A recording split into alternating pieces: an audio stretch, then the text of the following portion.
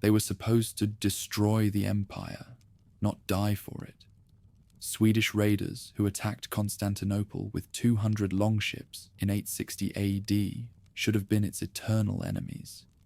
Yet 3 centuries later, their descendants chose death over abandoning the Byzantine throne. What could possibly transform bloodthirsty Vikings into the most loyal soldiers in medieval history? The answer involves a betrayal so complete, it rewrote the rules of loyalty, rivers flowing with both gold and blood, and a transformation so shocking that these foreign barbarians became more devoted to the Byzantine Empire than its own citizens. But first, you need to understand how impossible this really was. The greatest betrayal in military history begins as an act of loyalty. Swedish longships rowing toward Constantinople in 860 AD carry men whose descendants will die defending the empire they now attack. Warriors whose axes will one day guard the throne they currently seek to topple. The transformation that unfolds across 3 centuries defies every assumption about barbarian nature and civilized authority, creating soldiers so faithful they choose death over dishonor when their adopted empire faces its final crisis. The mathematics are terrifying. 200 vessels bearing perhaps 8,000 warriors against a city that has never fallen to barbarian assault. But the numbers lie. This raid represents something beyond mere plunder-seeking, a collision between Swedish silver hunger and Byzantine wealth that will forge bonds stronger than any the empire has known since Roman legions marched these streets. From that attack will come scars the city carries for generations. These raiders strike with systematic brutality that reveals intimate knowledge of Byzantine weaknesses. They know which harbors lack adequate chains, which walls rely more on reputation than mortar, which districts house the workshops that produce the silk and gold that makes this raid worthwhile. But Photius, writing his panicked encyclical to rally Christian resistance, cannot foresee that descendants of these same barbarians will one day stand between emperors and assassins' blades. What the patriarch observes represents the culmination of changes that began in northern forests, where Nordic adventurers discovered something their Danish and Norwegian cousins had missed. The eastern rivers offered paths to wealth that eclipsed anything Irish monasteries or English kingdoms could provide, while Western Vikings perfected the art of smashing Saxon skulls for church silver. The Swedes learned subtler mathematics, that Arab dirhams flowed northward along trade routes that rewarded diplomacy more than destruction, patience more than savagery. Geography determined everything. Swedish territory possessed what Western raiders lacked: rivers flowing eastward into continental depths, where vast fortunes awaited those clever enough to establish trading relationships rather than merely conducting raids. The sphere controlled waterways that connected Baltic amber to Black Sea markets, northern furs to southern silk, and, most crucially, Nordic hunger to Byzantine gold, through routes that required months of careful navigation, rather than quick strikes followed by hasty retreats. The silver streams tell their own story. Arab dirhams from Baghdad flow northward, like blood through arteries, each coin carrying the dreams of Abbasid merchants who trade silk for amber, the calculations of Khazar middlemen who tax every transaction, and the ambitions of Swede chieftains who measure status in arm rings hammered from coins bearing Quranic verses they cannot read, but whose weight they assess with practiced fingers. By 850 AD, more Islamic silver reaches Scandinavia than flows to Western Europe through Mediterranean trade, a fact that reshapes Northern European politics in ways that chroniclers struggle to comprehend. Halfdan Silverarm knows the sound that wealth makes when it strikes the oak planks of his trading ship. In his Uppsala hall, he pours Arab coins through weathered fingers, while his nephew memorizes routes that transform merchants into princes. The boy learns calculations that Western raiders never master. That a shipload of Baltic amber commands 50 dirhams in Novgorod. That 50 dirhams purchase furs worth 200 in Khazar territories. And that 200 dirhams can secure passage south to cities whose names sound like incantations. Cherson, Constantinople, places where real fortunes wait for men bold enough to follow rivers toward destiny.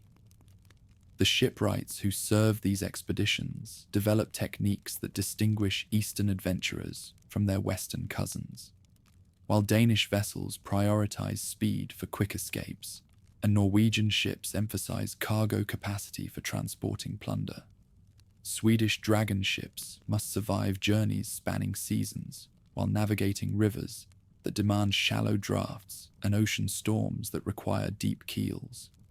Master shipbuilder Thorkel Ironnail shapes oak with precision that borders on artistry, creating vessels that breathe with Baltic swells, while remaining sturdy enough for portages where waterways die and new streams begin. Clinker construction reaches its zenith in these hybrid designs. Each strake overlaps its neighbor, like scales on some mythological serpent, the hull flexing with waves that would snap rigid Mediterranean galleys. Iron rivets driven through oak planks create joints that strengthen under stress rather than weakening, while tar and moss caulking seal gaps that would otherwise admit the icy waters that claim ships designed by less experienced builders. These vessels stretch 30 meters from stem to stern, their shallow drafts enabling navigation in streams barely deep enough for fishing boats, while their reinforced keels survive groundings that would cripple conventional craft. The fundamental difference reveals itself in weaponware. Danish axes show the nicks and stains of splitting Saxon shields and Irish skulls. Sphere blades bear different scars, scraping ice from rigging during winter journeys, cutting timber for portage rollers, and defending merchants rather than terrorizing monks. These Eastern warriors develop skills that Western raiders never need, reading river currents, negotiating with tribal chieftains, calculating long-term profits rather than seeking immediate plunder. Their success depends on relationships rather than reputation for brutality. Morning mist clings to Lake Mälaren as crews prepare for journeys that will determine whether families survive the coming winter. Women weave protective runes into their husbands' cloaks while children touch axe blades for luck, their small fingers learning the weight of iron that might determine their father's fate in lands where Norse gods hold no sway, and local spirits demand unknown appeasement. Each departure carries transformation's possibility. Farmers might return as jarls, or might never return at all. The rivers become highways toward transformation.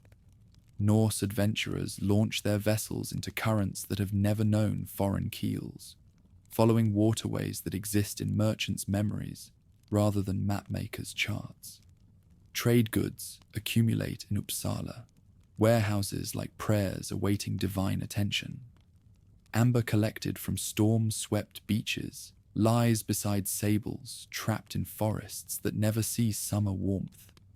Iron forged in bog furnaces waits alongside honey gathered from hives that sustain entire communities.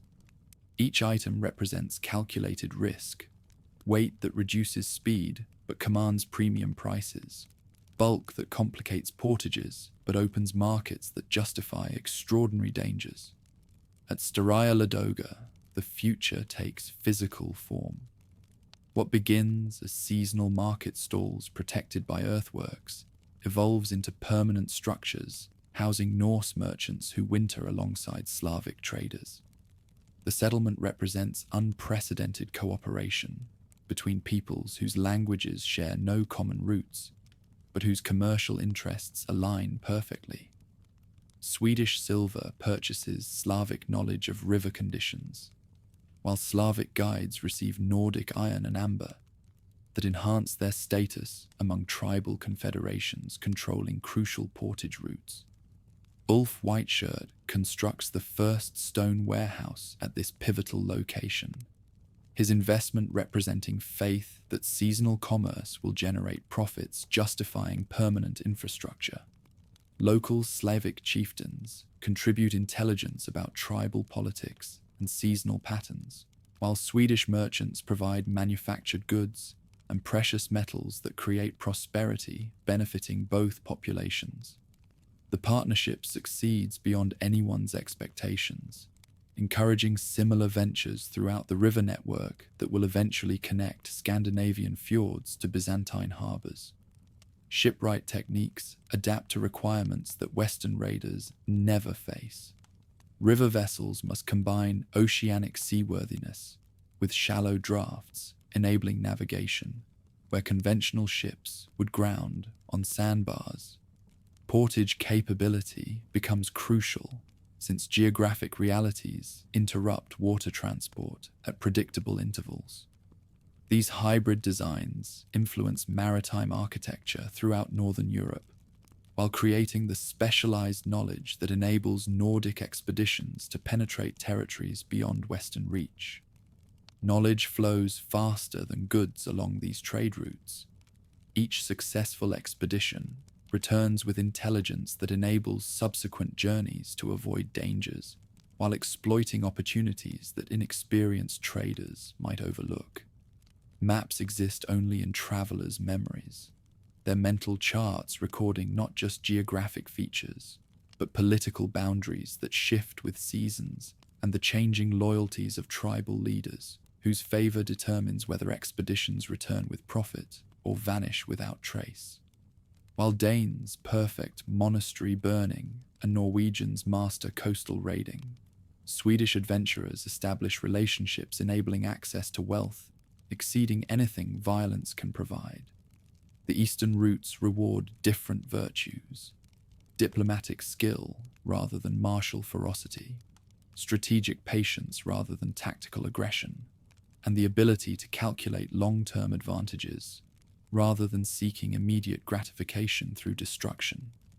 These distinctions shape cultural developments that will influence the character of men destined to serve Byzantine emperors. Portage season tests everything Swedish expeditions represent. Crews must drag 30-meter vessels across terrain, offering no assistance while maintaining vigilance against tribal groups who view foreign expeditions as either profitable opportunities or existential threats. Physical demands exceed anything sedentary populations can imagine, while psychological pressures of operating beyond any possibility of rescue forge group cohesion that transforms individual adventurers into coordinated units capable of achieving objectives exceeding individual capabilities. The rhythm of portage work creates its own music, keels scraping against oak rollers, crews grunting against hemp ropes, and boots finding purchase on ground that offers no easy passage. Each step carries expeditions deeper into territories where survival depends on decisions made by men whose experience enables them to distinguish between opportunities and traps, potential allies and certain enemies, acceptable risks and inevitable disasters. Return journeys transform participants. Men who departed as farmers and craftsmen come home bearing silver arm rings and silk clothing, their sea chests filled with exotic goods, and their memories crowded with images of cities whose splendor exceeds northern imagination. These veterans describe markets where spices perfume the air, palaces whose walls gleam with gold leaf, and rulers whose wealth makes northern jarls seem like paupers. Their tales inspire new expeditions while establishing reputations that will eventually reach Byzantine ears. The silver flowing into Swedish hands carries more than monetary value. It brings knowledge of markets extending beyond horizons, relationships with merchants whose networks span continents, and opportunities that will eventually draw northern men into service with emperors whose power transcends anything. Nordic experience provides precedent for understanding. Arab diadems represent more than currency. They are keys unlocking doors that lead toward destinies no northern seer ever prophesied.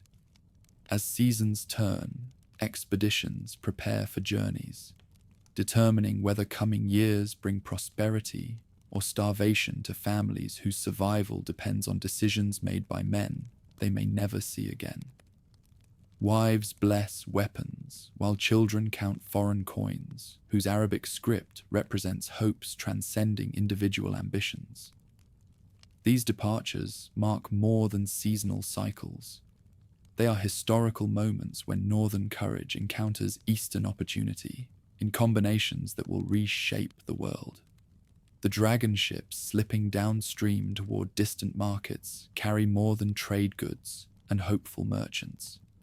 They transport dreams of peoples discovering that the world extends far beyond previous imagination, that fortune favors those bold enough to follow rivers toward uncertainty, and that sometimes the greatest treasures lie not in enemy conquest, but in alliance creation that transforms adversaries into partners in enterprises benefiting everyone involved. From these northern streams, from these early expeditions, from these first contacts between Norse resolve and Slavic cooperation, will emerge the men who become Varangians. The axes raised against Constantinople's chains in 860 will one day defend imperial thrones. The ships now approaching Byzantine harbours with hostile intent will return bearing loyal warriors whose northern steel protects southern gold. The greatest transformation in medieval military history begins here, in Swedish rivers flowing toward Byzantine destinies that no participant can foresee, but all will help create. The waterway that will carry Vikings to Byzantine thrones first teaches them to die in Russian currents. Every spring thaw on the Volkhov and Dnieper releases dragon ships toward Constantinople's gold, but the mathematics are brutal. For every 3 Northmen who launch from Novgorod's docks, only 2 will survive to see the Black Sea. The passages that forge the highway between Scandinavian ambition and imperial service exact their toll in bones scattered across rapids that have no names in any Christian tongue. Death comes in languages these warriors cannot speak. Slavic war cries from forest ambushes, Pecheneg arrow songs whistling across portage sites, and the wordless roar of cataracts that seize ships and dash them against stones older than any Nordic kingdom. Yet the survivors who navigate these liquid graveyards emerge transformed, their crews bound by shared mortality into units capable of serving emperors whose power exceeds anything Baltic experience provides precedent for understanding. Ibn Fadlan watches from the Volga's banks in 921 AD as the most terrifying specimens of humanity he has ever encountered prepare for rituals that mock every principle of civilized behavior. The caliph's ambassador, dispatched from Baghdad to negotiate with Bulgar leaders, instead discovers Rus warriors whose very existence challenges Islamic understanding of human possibility. His pen trembles as he records observations that will preserve for history the first detailed encounter between Arab sophistication and Nordic savagery. "I have never seen more perfect physical specimens," the chronicler writes, his scholarly precision warring with visceral revulsion at what he witnesses. Tall as date palms, blonde and ruddy, their bodies covered in dark green tattoos from fingernails to neck, trees and mysterious symbols that seem to move in firelight. Each man carries an axe, a sword and a knife, their weapons so integrated with their beings that they seem born armed rather than equipped. The craft that bear these giants represent maritime engineering, adapted to requirements no Mediterranean designer ever contemplated. built for waterways that barely qualify as navigable streams. These longships must survive ocean storms while maintaining shallow drafts, enabling passage through channels where conventional galleys would ground on submerged rocks or scrape against sandbars that shift with seasonal floods.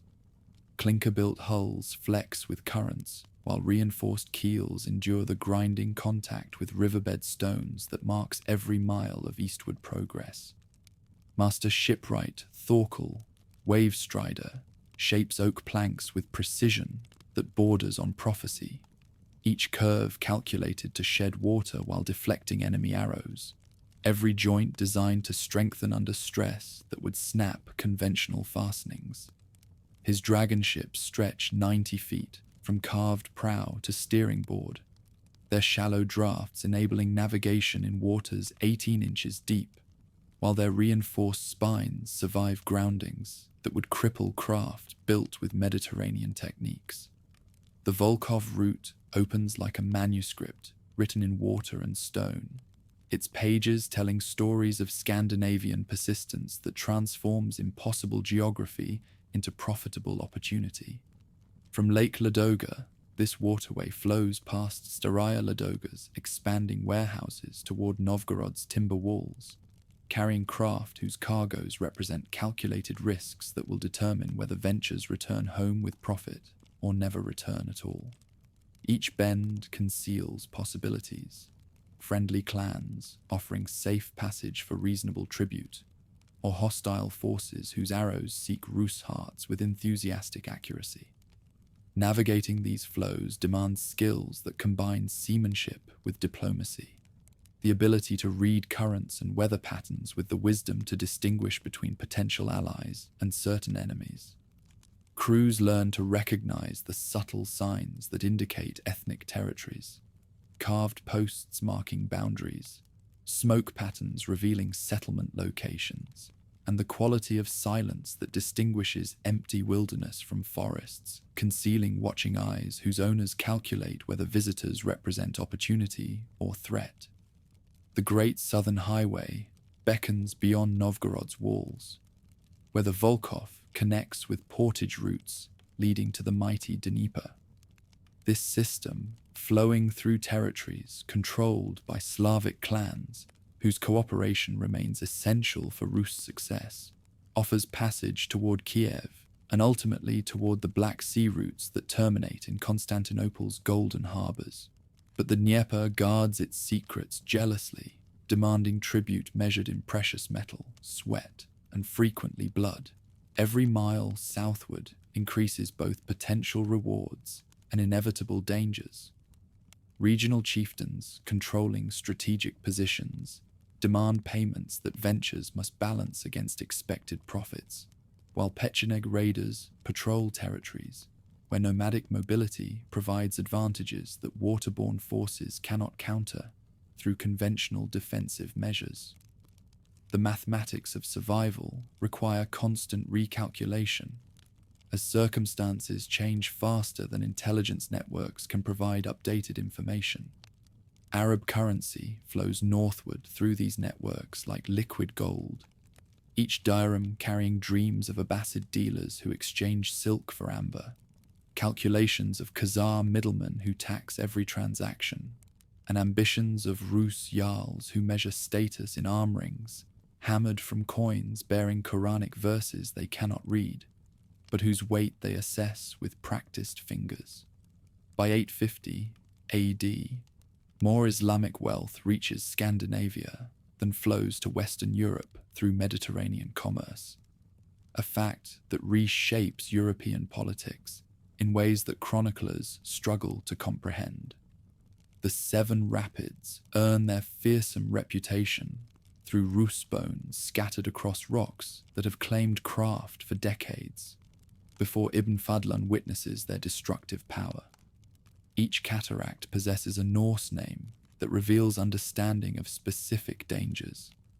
Esupi means don't sleep, for crews who must remain vigilant against flows that seize unwary longships and dash them against stones. Ifar translates as ever fierce, describing waters that boil with perpetual violence regardless of seasonal conditions. Ulvorsi, the island rapid, forces navigation through channels barely wide enough for single craft, while hostile clans position themselves to exploit Rus' vulnerability during these treacherous passages. Galandi, the yelling rapid, earns its name from the sounds that water makes when compressed between narrow stone walls, and from the screams of men swept overboard into torrents that return no one to their companions' desperate reaching hands. Portage season transforms Rus ventures into military operations, requiring coordination that exceeds anything Western raiders attempt during monastery strikes or coastal raids. 40 men must drag 90-foot longships across terrain, offering no assistance while maintaining defensive vigilance against Pecheneg horsemen, whose arrows seek targets made vulnerable by physical exhaustion and geographical constraints. The labor exceeds human endurance, while the tactical situation guarantees catastrophic casualties if defensive discipline falters. The rhythm of portage work creates its own brutal music, keels scraping against log rollers, hemp ropes creaking under impossible strain, and boots slipping on ground that provides no reliable purchase. Crews grunt synchronized curses in Scandinavian dialects, while scanning tree lines for movement that might herald Pecheneg attacks, designed to eliminate ventures at their most vulnerable moments.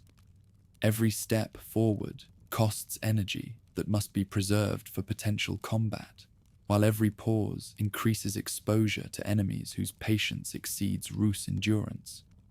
From the vantage of his own tradition, an Arab chronicler regards these events with emotions caught between wonder and dread, his background unable to interpret a world where men hazard death cheerfully for profit rather than for faith or kin.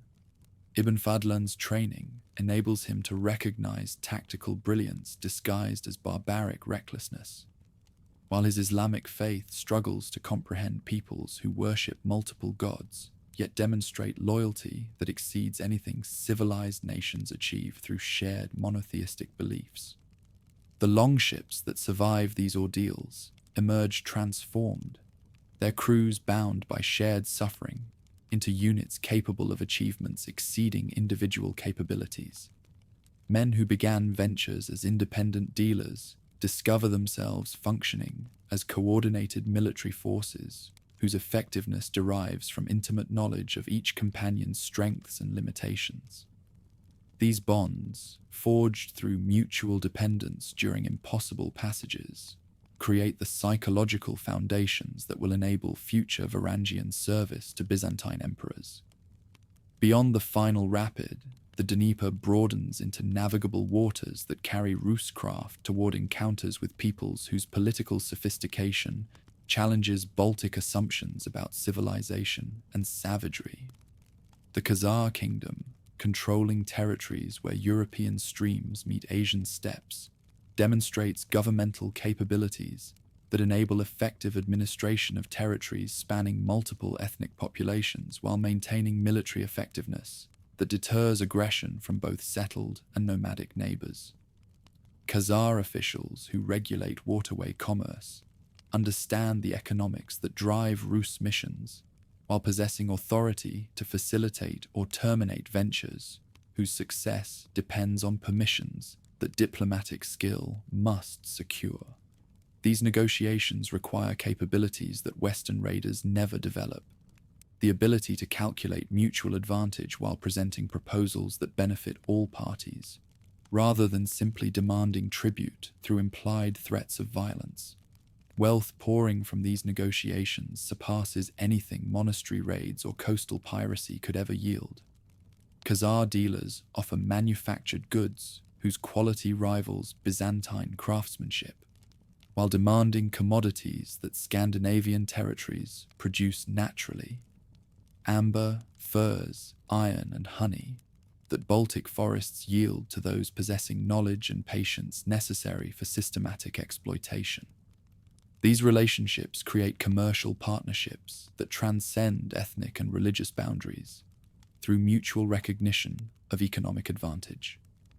Prince Askold and Dir, legendary figures whose historical existence remains debated, but whose symbolic importance transcends factual verification, represent the first Rus warlords to gaze upon Constantinople's impossible walls while calculating possibilities that exceed conventional raiding objectives. The brothers, if brothers they were, establish Kiev as the southern capital of this expansion, while maintaining connections with Baltic bases that provide military reinforcement during crises requiring coordinated response. From Kiev's timber fortifications, these early rulers command territories that stretch from Scandinavian shores to Black Sea approaches, their authority depending upon Rus military capabilities, combined with Slavic agricultural productivity and Khazar commercial expertise. This synthesis creates governmental possibilities that transcend traditional ethnic limitations, while demonstrating how military conquest can evolve into political administration when circumstances favor cooperation over exploitation. The invitation that reshapes European history arrives through mechanisms that chronicle sources describe with varying degrees of credibility, but whose essential meaning transcends specific details. Slavic leaders, exhausted by internal conflicts that prevent effective resistance to external threats, while undermining commercial relationships essential for regional prosperity, extend offers to Rus chieftains whose military effectiveness they admire, while fearing the consequences of continued fragmentation. Our land is rich, but there is no order, runs the chronicle version of this appeal. Come and rule over us. Whether these exact words crossed Slavic lips matters less than their accurate representation of political realities that favor intervention. The territories offer resources and strategic position, while lacking governmental structures capable of coordinating defensive efforts or maintaining commercial relationships that regional prosperity requires.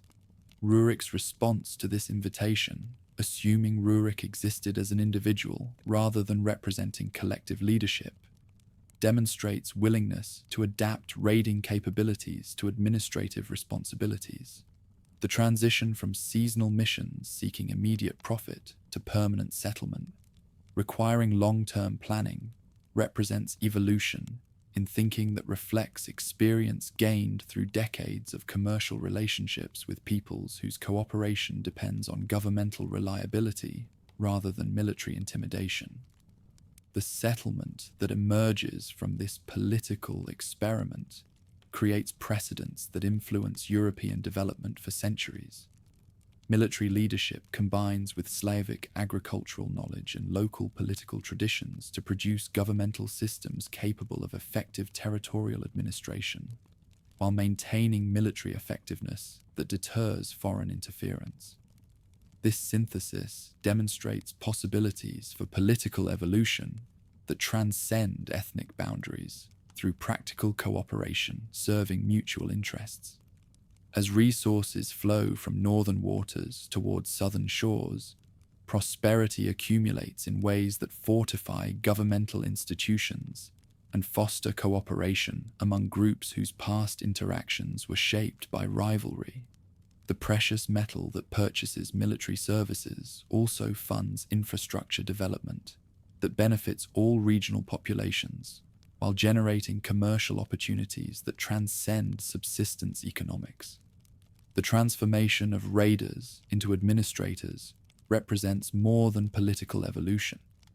It demonstrates cultural adaptation that preserves essential characteristics while acquiring capabilities necessary for governing territories, whose complexity exceeds anything experience provides precedent for managing. The axes that once split Saxon skulls learn to weigh judicial decisions, while hands that gripped steering boards master administrative tools, enabling coordination across continental distances.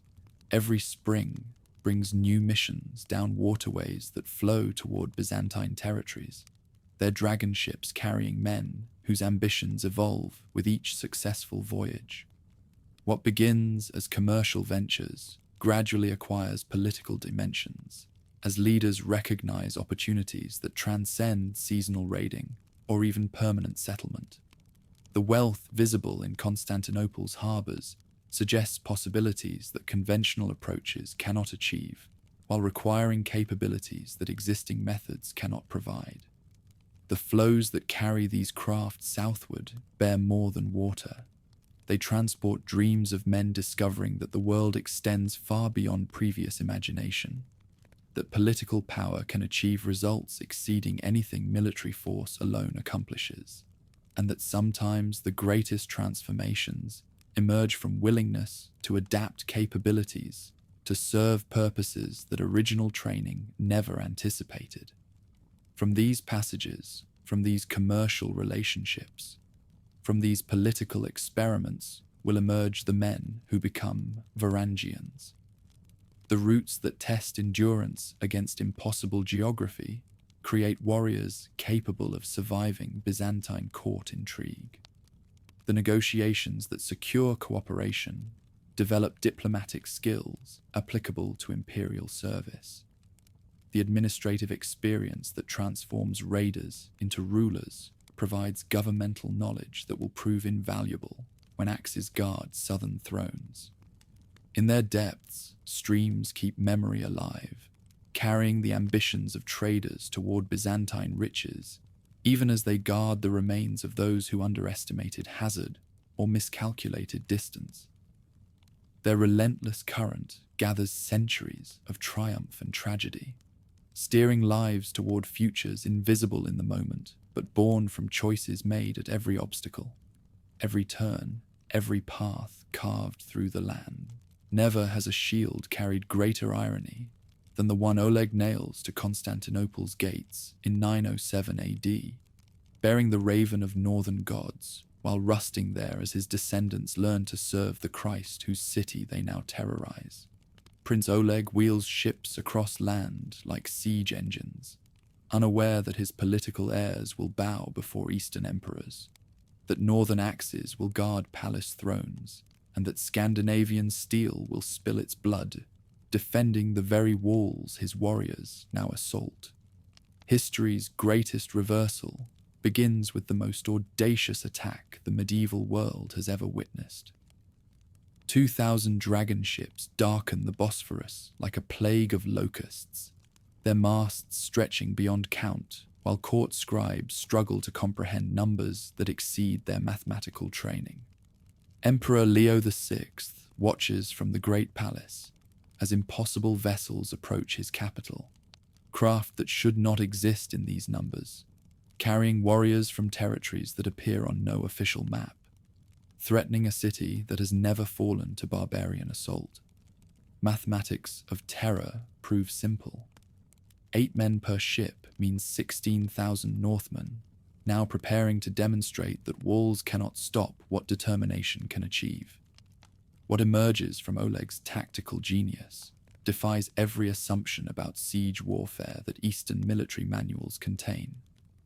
Timber rollers appear beneath dragon ship keels, as thousands of warriors drag their vessels from water onto land, their longships moving across fields like monuments to northern ingenuity.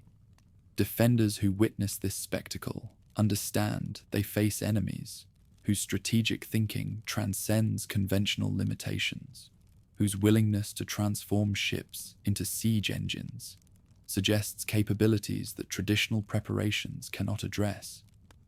As Prince Oleg surveys Constantinople's defenses from his command ship, now mounted on wheels and rolling toward the Theodosian walls like some mythological beast, tactical innovation combines Scandinavian seamanship with Slavic engineering. His warriors cheer as their vessels approach stone walls that have withstood Arab sieges and Bulgarian attacks, their confidence derived from following a leader whose imagination exceeds any enemy's defensive preparations. Across the capital, evacuation reveals how completely palace authority collapses when confronted by threats that exceed institutional capacity to respond. Civilians flee toward inner walls, while administrators burn documents rather than allow them to fall into barbarian hands whose literacy they cannot assess. An empire that considers itself heir to Roman greatness discovers that sophistication provides no protection against enemies whose tactical approaches transcend civilized understanding of warfare's possibilities. Beyond mere territorial expansion, this assault demonstrates the culmination of political evolution that transformed Scandinavian raiders into administrators capable of coordinating resources across continental distances. Ships rolling toward Constantinople carry not just warriors, but the governmental apparatus of a state whose territorial extent exceeds the Eastern Empire, while whose military effectiveness challenges court assumptions about barbarian capabilities. From Lake Ladoga to the Dnieper's mouth, strategic movement reflects vision that spans generations of careful expansion. Rurik's political heirs understand that controlling waterways means controlling the wealth that flows between northern resources and southern markets, while territorial consolidation enables coordination of military resources that individual settlements could never achieve. Capital relocation from Novgorod to Kiev represents recognition that power flows toward riches, and riches accumulate where routes converge. When Igor succeeds his kinsman, ambitions exceed even Oleg's audacious achievements. His court planning operations, whose scale reflects growing confidence in northern capabilities.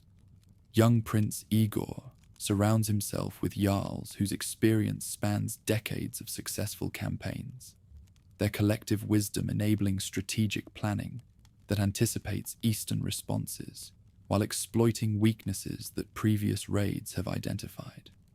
These councils demonstrate governmental sophistication that challenges every palace assumption about barbarian organizational capabilities. During treaty negotiations that conclude Oleg's campaign, precedents emerge that reshape Mediterranean economics, while creating diplomatic relationships between peoples whose cultural differences seem insurmountable. Court officials, accustomed to dealing with neighboring powers whose political structures mirror official institutions, must adapt their negotiating approaches to accommodate northern leaders whose authority derives from personal loyalty rather than institutional hierarchy, whose decision-making processes prioritize consensus over sovereign decree. Terms that emerge from these discussions reveal how military success transforms into economic opportunity when political wisdom guides tactical achievements.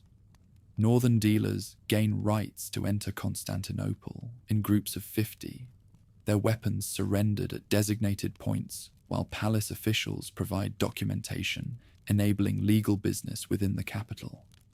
These arrangements acknowledge military capabilities while channeling northern energies toward profitable activities that benefit both sides rather than periodic devastation that serves no one's long-term interests. Through these negotiations, Constantinople grants privileges that reflect recognition that accommodation costs less than resistance when dealing with enemies whose capabilities exceed defensive capacity to contain. Northern dealers receive free baths in court establishments, lodging in designated quarters, and provisions for return voyages that acknowledge their status as diplomatic guests rather than conquered supplicants. Such courtesies demonstrate palace sophistication in transforming potential enemies into profitable partners through generosity that costs little while yielding substantial returns. Within palace chancelleries, chroniclers struggle to categorize peoples whose cultural characteristics defy traditional frameworks for understanding foreign populations. Those who row, writes one court historian, his description capturing the maritime identity that distinguishes northern visitors from land-based neighbors, while failing to grasp the political sophistication that enables coordination of resources across territories whose extent exceeds official imagination. These administrative difficulties reflect broader challenges that complex societies face when confronting peoples whose organizational methods transcend conventional categories. Between these new arrangements, goods flow in patterns that demonstrate how military confrontation evolves into economic collaboration when political leadership recognizes mutual advantage. Northern dealers arrive bearing amber collected from Baltic shores, furs trapped in forests that stretch beyond mapped territories, honey gathered from hives that sustain entire communities, and wax that enables manufacturing processes requiring materials that southern territories cannot produce independently. These commodities command premium prices, while creating demand that justifies continued northern investment in southern markets. Among return cargoes, palace recognition of northern market opportunities becomes apparent. Silk woven in court workshops travels northward, alongside wine from vineyards that produce beverages unknown in Scandinavian territories, while gold coined in official mints flows toward regions where precious metal purchases loyalty more effectively than sovereign authority commands obedience.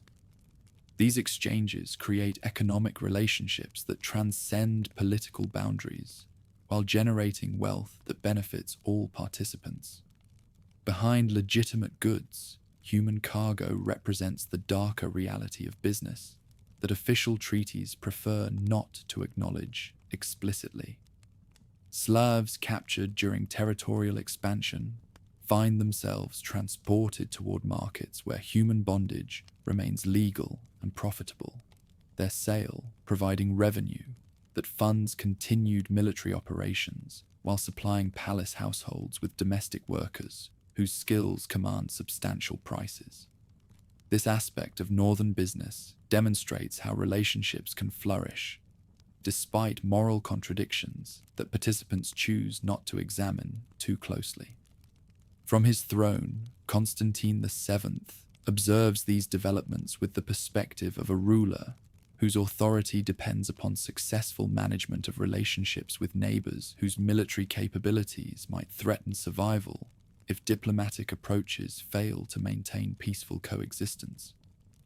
This emperor recognizes that northern military effectiveness exceeded eastern defensive capacity, while their territorial resources offer opportunities that could enhance prosperity through carefully managed collaboration rather than costly confrontation.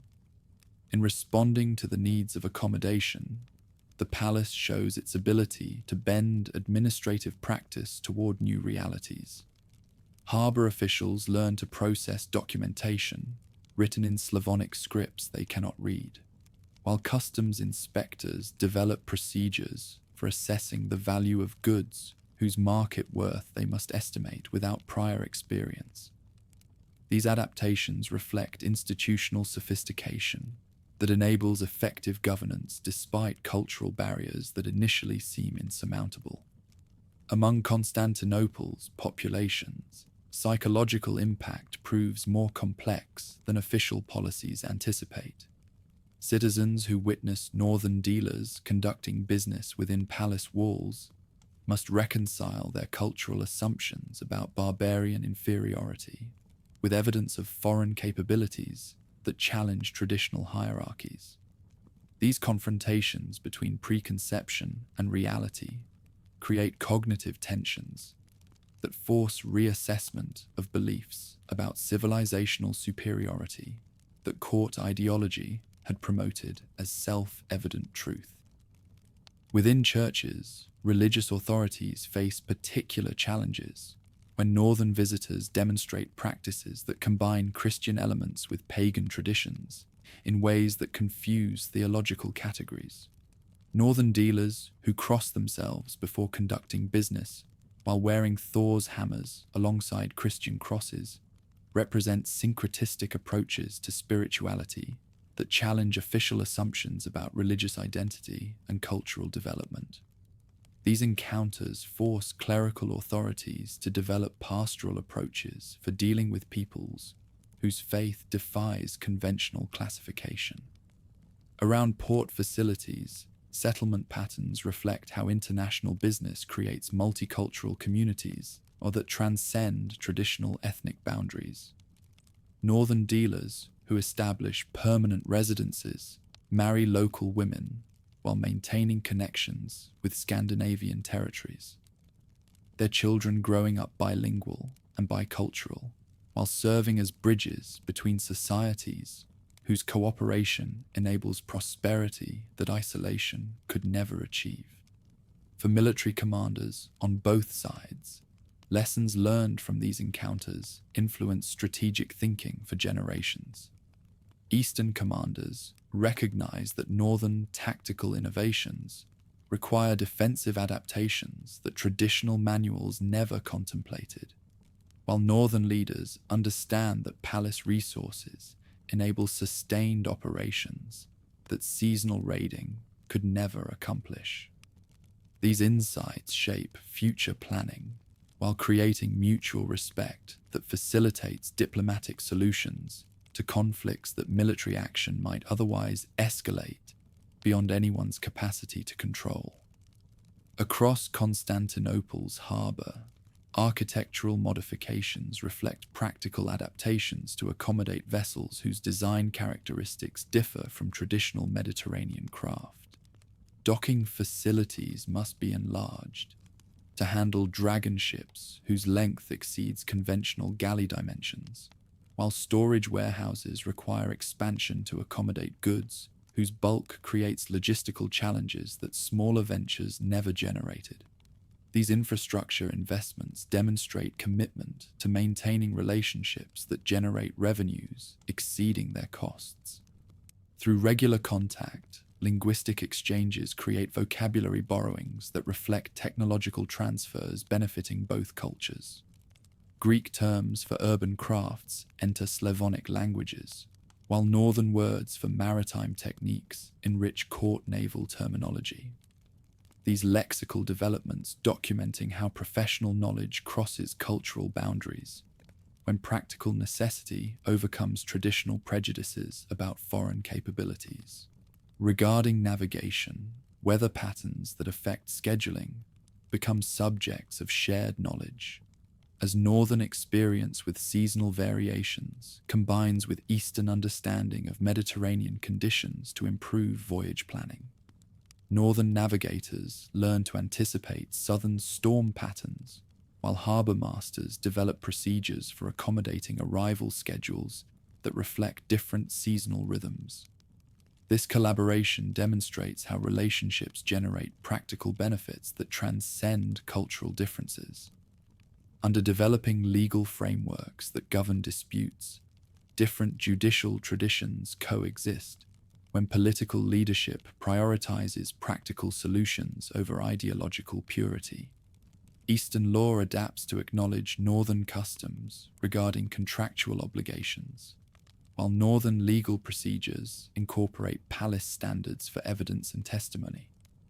These compromises create hybrid systems that serve both communities while demonstrating possibilities for institutional evolution that rigid adherence to traditional practices could never achieve. By 944 AD, patterns established through Oleg's audacious demonstration have evolved into systematic relationships that benefit both sides while creating precedents for future developments that neither party can fully anticipate. Shields that Northern warriors nailed to palace gates have rusted away, but the economic and diplomatic connections that emerged from military confrontation continue generating wealth and political influence that will eventually draw Northern axes into court service. From the moment vessels rumble overland toward the Byzantine capital, a long unfolding begins, one that slowly shifts relations from battlefield hostility to diplomatic partnership. Revenues that flow through these relationships will eventually enable palace recruitment of Northern warriors, whose loyalty exceeds anything traditional diplomatic arrangements could achieve, while cultural exchanges that accompany business create understanding that makes such service possible. Those who row their dragon ships toward eastern harbors carry more than amber and furs. They transport the future of medieval military service toward destinations that neither they nor their customers can foresee. Axes that threaten Constantinople's gates will one day defend palace thrones, while ships that roll across land will inspire tactical innovations that reshape siege warfare throughout the medieval world. Greek fire transforms the Black Sea into liquid hell in 941 AD, its flames leaping from wave to wave, while Prince Igor's fleet burns like candles before the altar of Roman technological superiority. 10,000 Northmen who rode south, dreaming of golden plunder, now scream prayers to gods who cannot quench fires that burn upon water itself. This catastrophe will birth something unprecedented, the first Orthodox baptism of a major northern power, achieved not through missionary zeal, but through a grandmother's calculated vengeance and a prince's matrimonial ambitions that reshape medieval Europe. When Igor's dragon ships approach Constantinople's harbours, their crews expect another profitable raid, like Oleg's legendary assault 40 years earlier. Instead, they encounter weapons that mock every assumption about warfare's natural limitations. Siphons mounted on eastern galleys spray liquid fire that ignites whatever it touches while continuing to burn, regardless of attempts to extinguish it with water, sand, or desperate prayers to northern deities who have never faced Roman engineering. Among the survivors who drag themselves onto Anatolian beaches, stories emerge that will haunt Slavic campfires for generations. The Romans have lightning from heaven, gasps Sveneld the Brave, his beard singed away by flames that pursued his ship across waters that should have provided sanctuary. Their fire lives and breathes like a dragon, consuming wood and flesh with equal hunger, while dancing on waves as if the sea itself had turned against us. Princess Olga receives news of her husband's death with the composure of a woman who has learned that power demands sacrifices but never forgives weakness. Igor's assassination by Drevlian tribesmen, angry over excessive tribute demands, represents more than dynastic crisis. It challenges the fundamental authority that enables Kievan control over territories stretching from Baltic shores to Black Sea approaches. The princess understands that mercy will be interpreted as weakness, while decisive action can transform tragedy into opportunity for demonstrating power that deters future rebellions. From her palace in Kiev, the regent plans vengeance that will enter Slavic folklore as a masterpiece of psychological warfare, designed to terrify potential rebels throughout her territories. The Drevlian delegation that arrives seeking political accommodation, with young Prince Sviatoslav's regency, receives courtesies that mask preparations for justice, whose severity will ensure that no tribe ever again considers regicide a viable political strategy. Across the Dnieper, Drevlian envoys approach Kiev's timber walls, expecting negotiations that will secure their tribe's autonomy while acknowledging nominal Kievan authority. Instead, they discover themselves honored guests whose treatment reveals Princess Olga's tactical brilliance in transforming diplomatic protocol into instruments of exemplary punishment. The first delegation finds itself carried in their boat to what they believe is a ceremonial honor, only to discover themselves deposited in a pit where live burial awaits those who murder princes. What follows demonstrates how orthodox mercy can coexist with political necessity when religious transformation serves strategic purposes. 20 Drevlian nobles burn alive in a bathhouse they entered, expecting to cleanse themselves for negotiations, their screams echoing across Kiev, while Princess Olga observes from palace windows. These calculated murders establish her reputation for ruthlessness, while creating psychological conditions that will make her subsequent spiritual metamorphosis even more remarkable to contemporaries who witness pagan fury evolving into ecclesiastical wisdom. As Vladimir surveys the religious options available to a prince whose political calculations must balance domestic traditions with international opportunities, in 987 AD, the young ruler recognizes that spiritual authority can complement temporal power when properly integrated. Religious affiliation determines which diplomatic relationships remain available for exploitation. While envoys from different faiths present their cases with varying degrees of sophistication, their arguments revealing how missionary zeal intersects with geopolitical considerations. Within the palace at Kiev, Islamic representatives describe the attractions of a faith that has conquered territories from Spain to India, while offering spiritual and material rewards for theological transformation. Their presentation emphasizes the military effectiveness of Muslim armies and the opportunities available through membership in a religious community that spans 3 continents. Yet when discussions turn to practical requirements, including prohibition of alcohol consumption, the prince delivers the verdict that destroys Islamic hopes. Drinking is the joy of our people. We cannot exist without it. Between competing theological arguments, practical considerations dominate decision-making, as Kiev's sovereign calculates which religious affiliation will provide maximum political advantage while requiring minimal disruption of existing cultural practices. Jewish representatives describe their ancient traditions and superior literacy rates, but cannot overcome the disadvantage of lacking territorial sovereignty, while Catholic faith offers connections with Western kingdoms whose power remains limited compared to the Eastern Empire's enduring strength and sophisticated governmental institutions. Through diplomatic channels, negotiations with Constantinople reveal possibilities that transcend ordinary religious adoption to include matrimonial alliances that would elevate Kievan status, while providing the emperor with military assistance that could determine dynastic survival. Emperor Basil II faces civil war, led by Bardas Phocas, whose rebellion threatens to overthrow legitimate authority, while foreign enemies exploit internal divisions that weaken border defenses throughout Anatolia and the Balkans.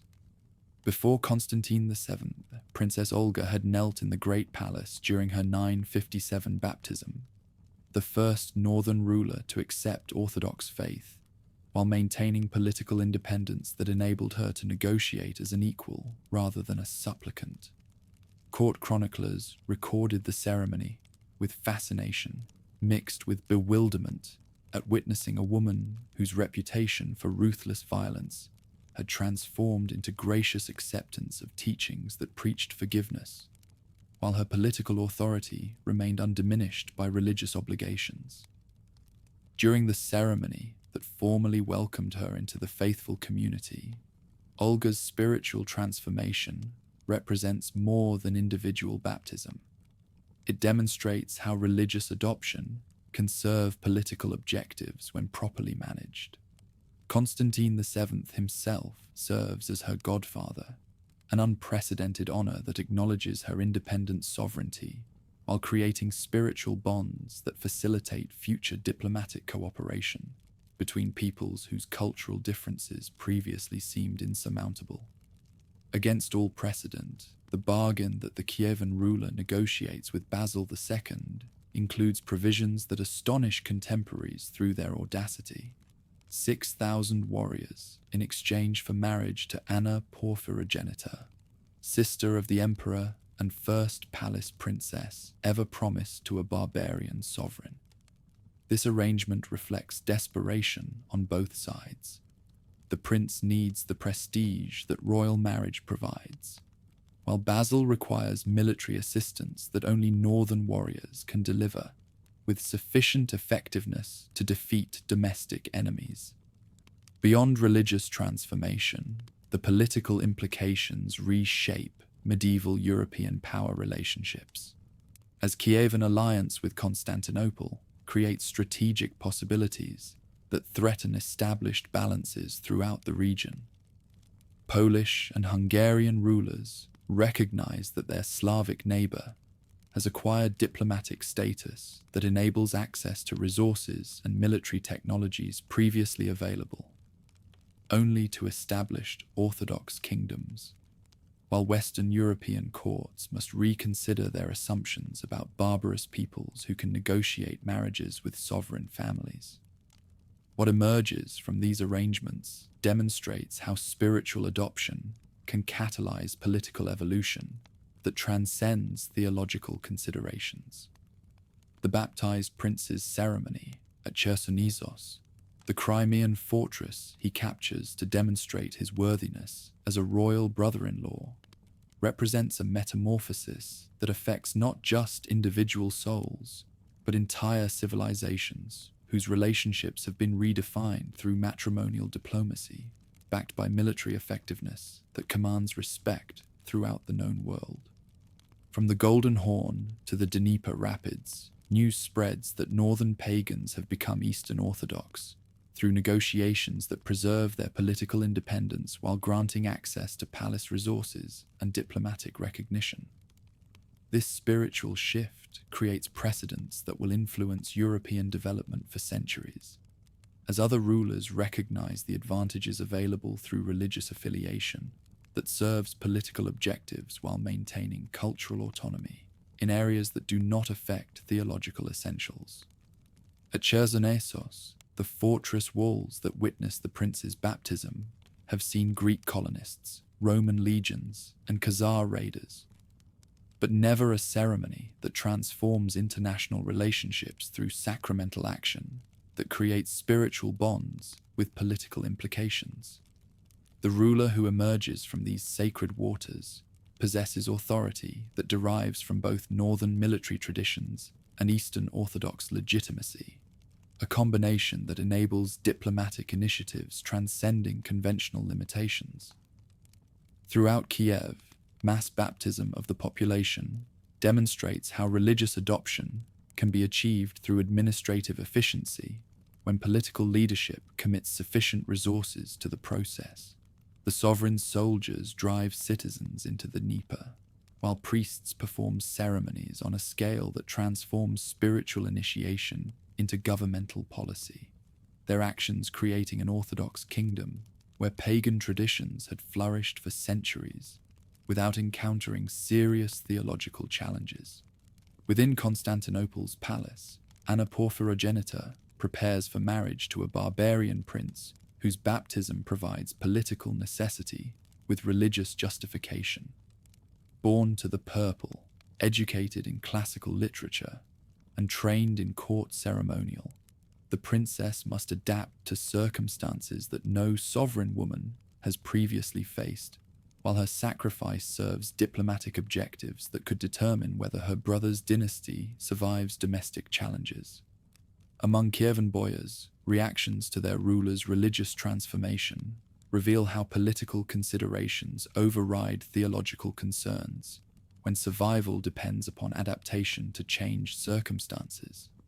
Nobles who had participated in pagan sacrificial rituals now attend Orthodox liturgies with apparent devotion, their spiritual shift reflecting pragmatic recognition that opposition to royal policy threatens their political positions while cooperation offers opportunities for advancement in the new religious order.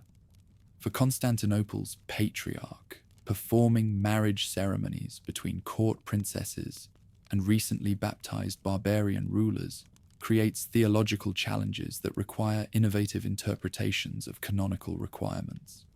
Traditional church law prohibits marriages between the faithful and infidels, but the Kievan sovereign's baptism, however recent and politically motivated, provides legal justification for arrangements that serve state interests while maintaining ecclesiastical dignity through compliance with religious requirements.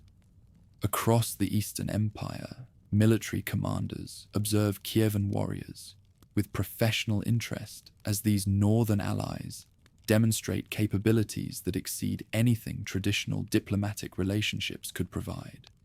6,000 men whose loyalty derives from personal bonds with their prince, rather than institutional obligations, prove more reliable than mercenary forces, whose effectiveness depends upon regular payment, while their tactical innovations influence governmental military development. During siege operations against Bardas Phokas, Kievan axes proved their effectiveness against rebellious forces, whose conventional training never anticipated northern fighting techniques. The psychological impact equals their tactical value, as palace troops rally behind allies, whose reputation for ferocity precedes them into battle, while enemy forces face opponents whose military culture emphasizes individual prowess, backed by group cohesion that professional armies struggle to match. From roots in political strategy, a genuine spiritual current emerges, with orthodox doctrine guiding Kievan development in ways no ruler could fully control. Churches built throughout the sovereign's territories become centers of literacy and artistic development, while monastic communities preserve classical learning alongside Slavonic traditions, creating educational opportunities that enhance administrative capabilities while strengthening cultural identity. What began as matrimonial diplomacy evolves into civilizational transformation that affects every aspect of Kievan society, from legal codes to architectural styles. Sacred moral teachings modify traditional practices regarding warfare, slavery, and judicial procedures, while Eastern liturgical traditions influence artistic development that creates distinctive cultural syntheses combining northern vigor with southern sophistication. By 990 AD, the spiritual adoption that Kiev's ruler achieved through diplomatic marriage has created an Orthodox kingdom whose military alliance with Constantinople provides strategic advantages that neither partner could achieve independently. Northern warriors serve Eastern interests while gaining access to wealth and technologies that transform their homeland's political capabilities, demonstrating how religious transformation can catalyze developments, transcending spiritual considerations to include comprehensive cultural evolution. The axes that will one day guard palace thrones acquire their orthodox blessing through ceremonies that transform pagan warriors into faithful soldiers, their baptism enabling service that transcends mercenary relationships to include spiritual bonds that will prove stronger than gold when tested by ultimate crises. From the Dnieper's baptismal waters emerge men whose loyalty to the true faith will exceed their devotion to earthly princes. Through the Kievan sovereign's spiritual adoption, the foundation is laid for Varangian service that combines northern military effectiveness with orthodox devotion, creating possibilities for loyalty that transcends cultural boundaries while serving political objectives that benefit both partners. The prince who traded his soldiers for a royal bride has unknowingly purchased immortality for northern warriors whose faithful service will outlast the empire they died defending. 6,000 Nordic blades will save Byzantium from civil war and, in doing so, forge the most loyal military unit in medieval history. The fighters Vladimir sends south in 988 AD arrive as political payment for a royal marriage, but they will evolve into something unprecedented: foreign soldiers whose devotion to Eastern emperors exceeds that of any domestic troops. These men, sworn to defend a throne they cannot inherit in service of a faith they barely understand, will become the axe-bearing elite whose loyalty outlasts the empire itself. Bardas Phokas rides toward Constantinople at the head of 40,000 rebels, his banners proclaiming restoration of military virtue against an emperor he considers weak and illegitimate. The general's cavalry thunder across Anatolian plains while his infantry march with the confidence of professionals who have never known defeat, their approach creating panic within palace walls where the sovereign counts his remaining allies, and finds the mathematics of survival increasingly desperate. Within the Great Palace, Emperor Basil II confronts the brutal arithmetic of dynastic extinction. Domestic forces that remain loyal number fewer than 15,000 men, many of questionable reliability when facing rebels whose cause attracts soldiers tired of royal taxation and endless frontier campaigns. Traditional alliances with neighboring powers offer little assistance, while mercenary companies demand payment that an empty treasury cannot provide. The young ruler recognizes that conventional solutions cannot address problems that threaten to end a dynasty stretching back 4 centuries. From his throne room, the sovereign contemplates options that his predecessors never faced. Letters from Kiev offer military assistance in exchange for concessions that violate every precedent regarding court dignity and marriage policy. Vladimir's proposal represents desperation meeting opportunity. 6,000 fighters whose effectiveness has been proven in campaigns against Pecheneg raiders and Khazar armies.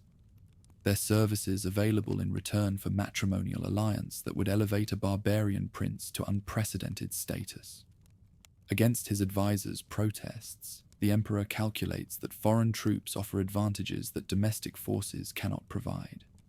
Scandinavian soldiers possess no connections to Byzantine political factions, no family loyalties that might influence their battlefield decisions, and no territorial ambitions that could transform military service into political rebellion.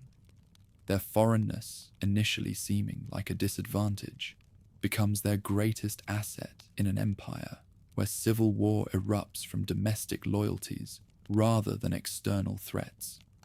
Through diplomatic channels, negotiations reveal the unprecedented nature of arrangements that both rulers recognize as necessary, despite their revolutionary implications. No palace princess has ever married a barbarian ruler, while no foreign army has received the privileges that Vladimir's men will enjoy. These precedents shatter traditional assumptions about royal dignity while creating possibilities for military effectiveness that conventional approaches cannot achieve. As winter gives way to spring in 988, dragon ships begin arriving at Constantinople's harbours, carrying cargo more precious than silk or spices. Each vessel disgorges 30 fighters, whose appearance confirms every Eastern assumption about Nordic ferocity, while their disciplined behavior suggests military sophistication that barbarian stereotypes cannot explain. These men carry Danish steel, whose metal has been folded and refolded until its strength exceeds anything Mediterranean smiths can produce. Weapons inspection reveals the technological superiority that Scandinavian metallurgy has achieved through centuries of warfare against enemies who respect only superior equipment. 5-foot hafts topped by 12-inch blades create leverage that enables individual combatants to cleave through mail and helmet with single strokes. Their effectiveness proven against Pecheneg cavalry and Khazar infantry, whose own weapons represent the finest craftsmanship available beyond palace borders. Each blade bears unique characteristics that reflect its owner's personality and combat experience. Notches mark successful engagements, while runic inscriptions invoke divine protection from gods whose names sound alien to orthodox ears. These weapons represent more than tools of war. They embody cultural identity that will adapt to court service while maintaining essential characteristics that define Nordic traditions. Captain Sigurd Thorson leads the first contingent that disembarks at Constantinople's docks, his weathered features bearing scars that tell stories of battles fought in territories whose names appear on no official maps. Behind him march veterans whose experience spans conflicts against peoples that palace intelligence services struggle to identify, their collective knowledge representing military expertise that no domestic force can match through conventional training methods. Within the palace, ceremony transforms political necessity into sacred obligation. as these foreign soldiers swear oaths that bind them to royal service with spiritual as well as contractual force. The Hagia Sophia witnesses unprecedented scenes as Scandinavian voices echo beneath its dome, their rough Slavonic syllables blending with Greek prayers, while steel rests against marble floors where emperors have knelt for centuries.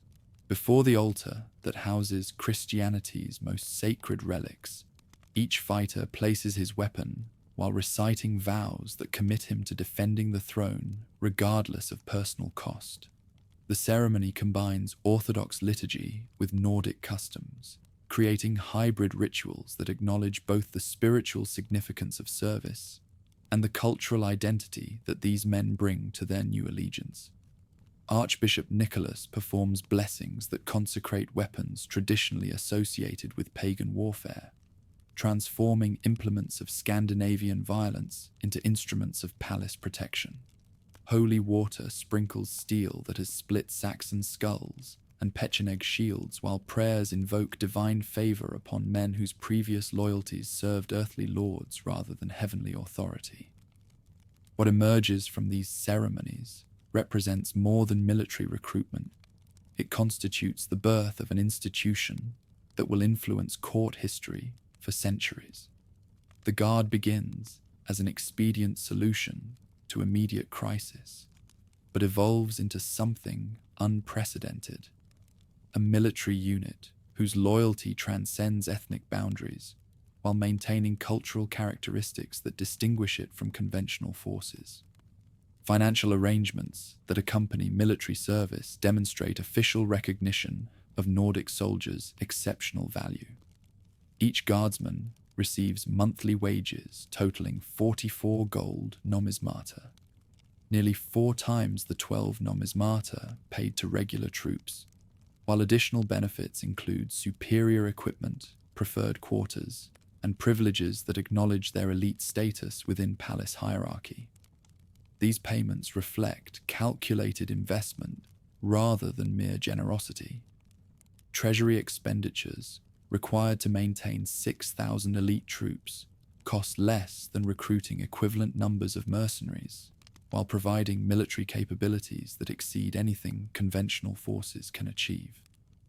The mathematics prove favorable despite initial costs that strain royal finances already weakened by civil war expenses. Beyond monetary compensation, guardsmen receive access to palace facilities that regular troops never enter.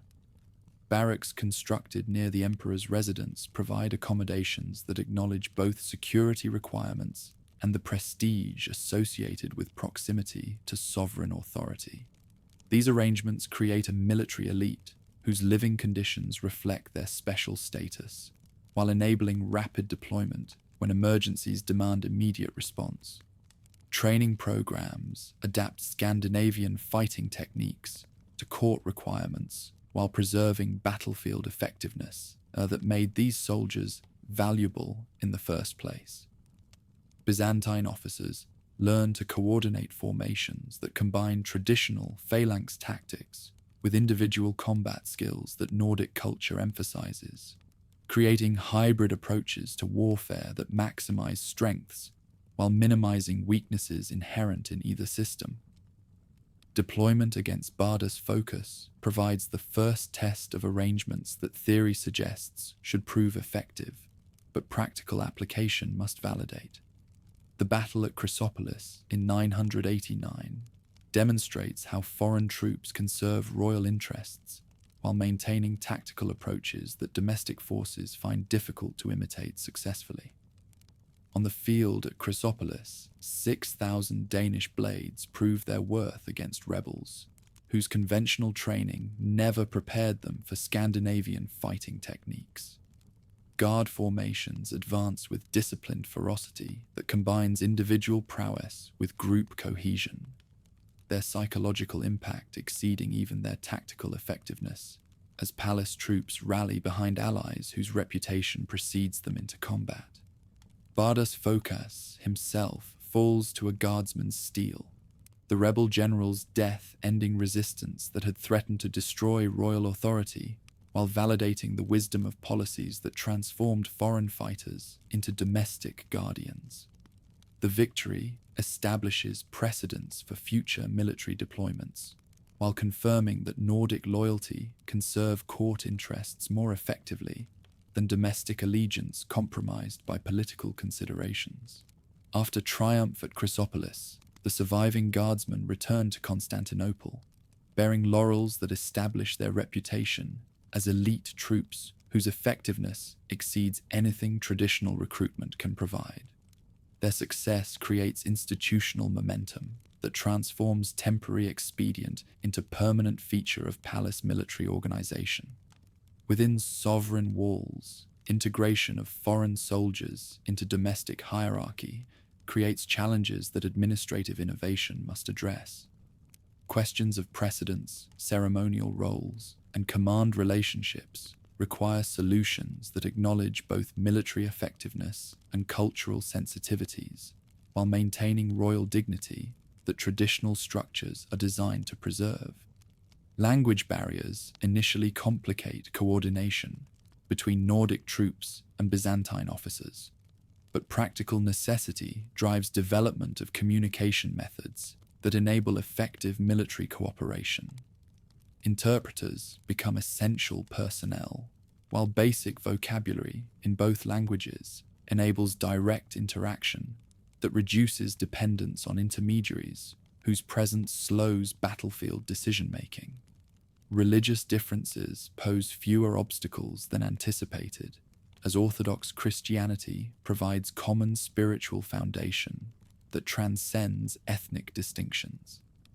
Scandinavian fighters adapt to Eastern liturgical practices, while maintaining cultural traditions that do not conflict with theological requirements, creating synthesis that enriches both traditions while serving practical needs of military community. Housing arrangements reflect the unique status that guardsmen occupy within palace hierarchy. Barracks designed specifically for Nordic troops acknowledge their distinct requirements while integrating them into court security systems that benefit from their presence. These facilities become cultural centers where Scandinavian traditions blend with Byzantine sophistication. Food provisions accommodate Nordic dietary preferences while introducing Mediterranean cuisine that broadens cultural horizons. Guardsmen learn to appreciate wine alongside traditional ale, while court kitchens adapt to prepare familiar foods that maintain morale during adjustment to foreign environments. As relationships develop between guardsmen and local women, policies evolve to regulate them, establishing legal frameworks that permit family formation without undermining military efficiency. From these arrangements are born children who grow up bilingual and bicultural, their lives bridging communities linked through service. By 989 AD, the institution that emerges from crisis has established characteristics that will define guard service for centuries. Foreign troops whose initial deployment served immediate political necessity have become integral elements of palace defense, whose loyalty exceeds that of any domestic forces. The steel that sworn guardsmen carry into court service bear blessings that consecrate Nordic iron for orthodox purposes, their weapons transformed from instruments of pagan warfare into tools of divine protection. These men have found their destiny in defending thrones they cannot inherit while serving faiths they are still learning to understand. What began as Vladimir's political payment for royal marriage has created military possibilities that neither ruler anticipated when negotiations commenced. 6,000 soldiers have become the foundation for an institution that will span centuries, while maintaining essential characteristics that distinguish them from all other military units in medieval history. The long path leading from Swedish streams to Byzantine splendor ends with Scandinavian warriors sworn as imperial guardians. The guard stands unshaken, bearing sacred steel and loyalty that has weathered every battlefield. 50 years of war will transform 6,000 foreign soldiers into the most feared military unit in Christendom, their axes dripping with blood from battlefields that stretch from Armenia to the Danube. Emperor Basil II, who inherited northern protectors as a desperate expedient, will forge them into instruments of expansion whose loyalty exceeds anything domestic troops can provide. By his reign's end, the Bulgar slayers' axe-bearing defenders will control access to the throne itself, their presence determining which courtiers live and which die at the sovereign's displeasure.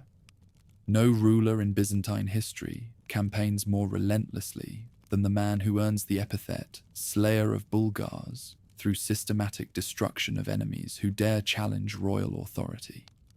From his accession in 976 until his death in 1025, this emperor spends fewer than 5 years within Constantinople's walls, his life consumed by military operations that expand the empire's borders, while consolidating power through victories that his northern guards make possible.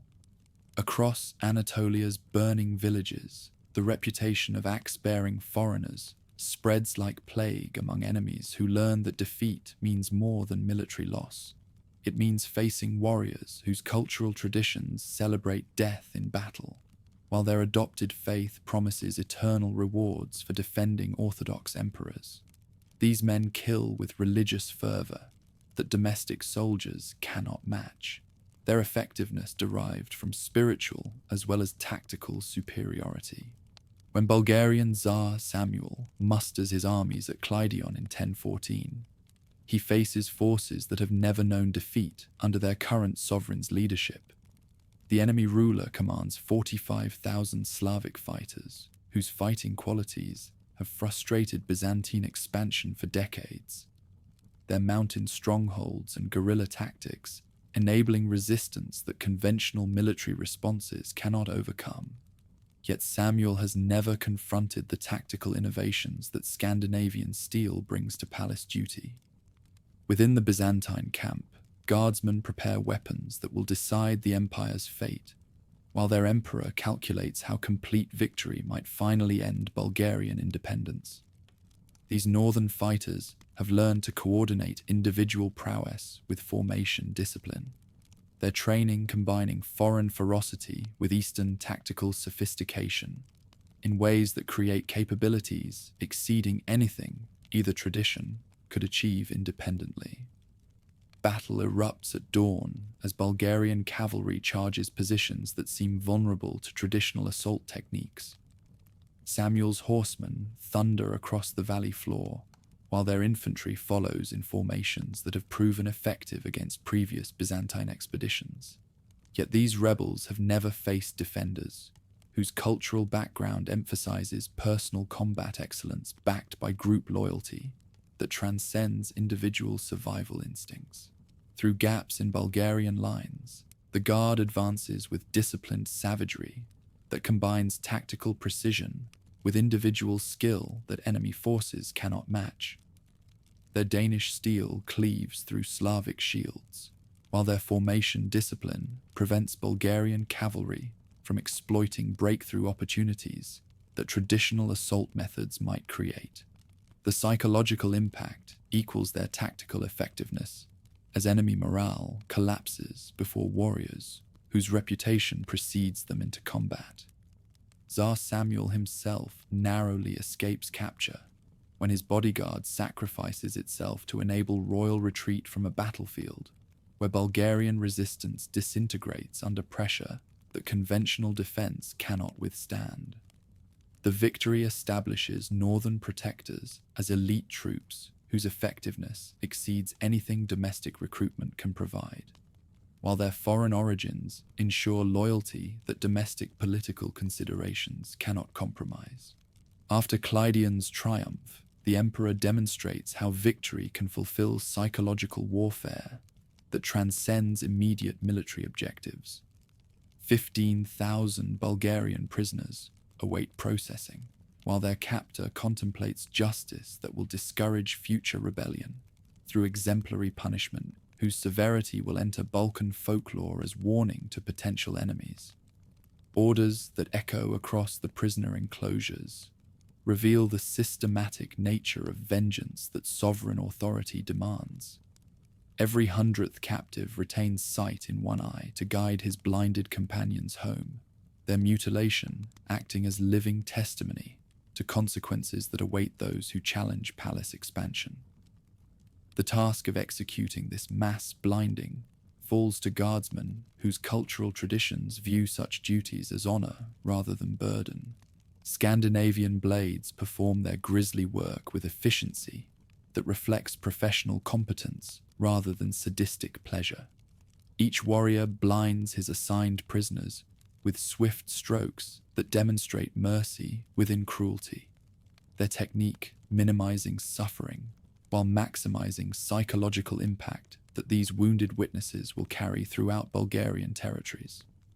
The operation continues for 3 days, while 15,000 men lose their sight to royal justice. When these blinded multitudes return to Bulgarian territories, their arrival creates psychological trauma that achieves what decades of conventional warfare could never accomplish.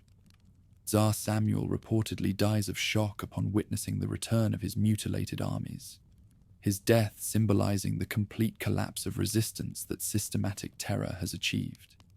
The empire gains more through this single act of calculated brutality than through years of expensive sieges and destructive raids. Victory celebrations in Constantinople demonstrate how military success translates into material rewards that bind fighters to court employment through gratitude as well as duty. Each survivor receives silk robes whose quality exceeds anything available in their homelands, while gold arm rings, hammered from Byzantine mint stock, provide wealth that transforms foot soldiers into wealthy men whose prosperity depends upon continued palace success.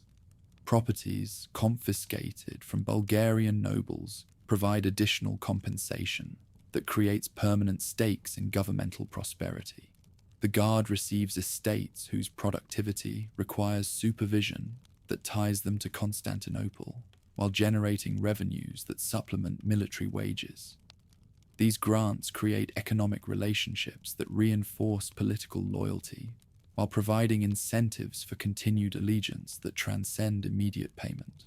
Within the Great Palace, ceremonial duties evolve that acknowledge the unit's special status, while integrating foreign warriors into court rituals that maintain sovereign dignity. The axe-bearing wall that defenders form during throne room audiences creates visual testimony to royal power, while demonstrating how foreign loyalty can defend domestic authority more effectively than domestic troops whose reliability remains questionable during political crises.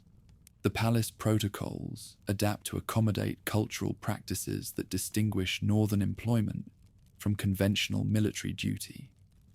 Guardsmen maintain their traditional weapons and equipment, while accepting ceremonial roles that require presence rather than action.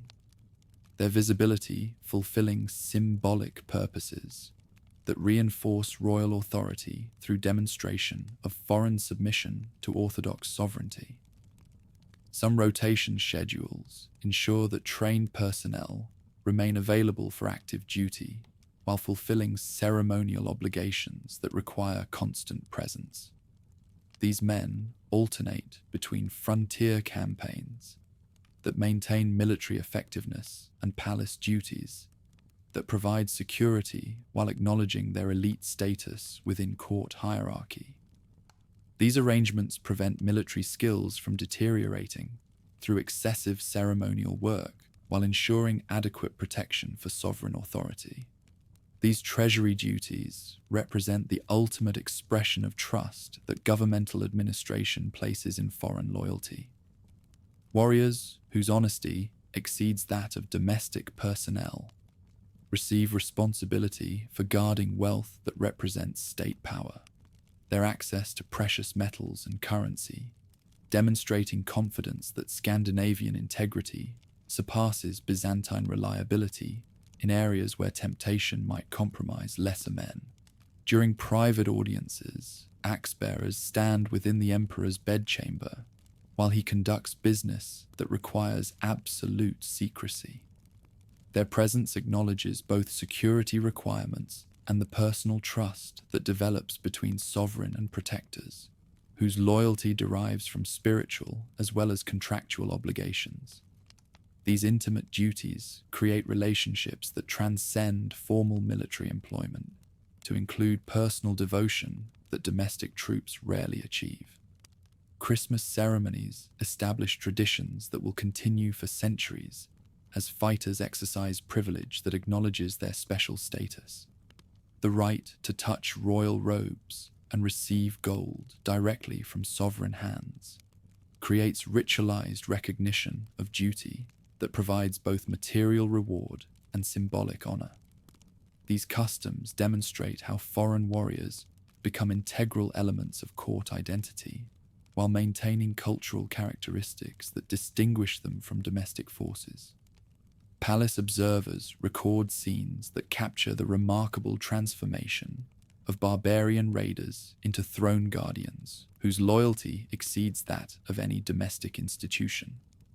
Chronicler Michael Sellos describes soldiers whose devotion to governmental authority surpasses anything traditional allegiance structures can create, their foreign origins providing advantages that domestic recruitment cannot duplicate. These axe-bearing barbarians fight with loyalty that shames our own people, writes the court historian. Their foreign birth frees them from domestic political considerations, while their adopted faith binds them to royal employment, with spiritual as well as temporal obligations. They have become more Roman than Romans, more Orthodox than Greeks, more loyal than subjects born to purple. Unique requirements emerging from northern obligations prompt adjustments that alter the structure of court administration. Language instruction enables direct communication between emperor and protectors, while legal frameworks establish procedures for addressing disputes that arise from cultural differences. These adaptations demonstrate institutional flexibility that enables effective integration of foreign elements into domestic structures. Anglo-Saxon refugees begin arriving during the later years of the reign, their presence adding new elements to guard composition while maintaining essential characteristics that define the institution.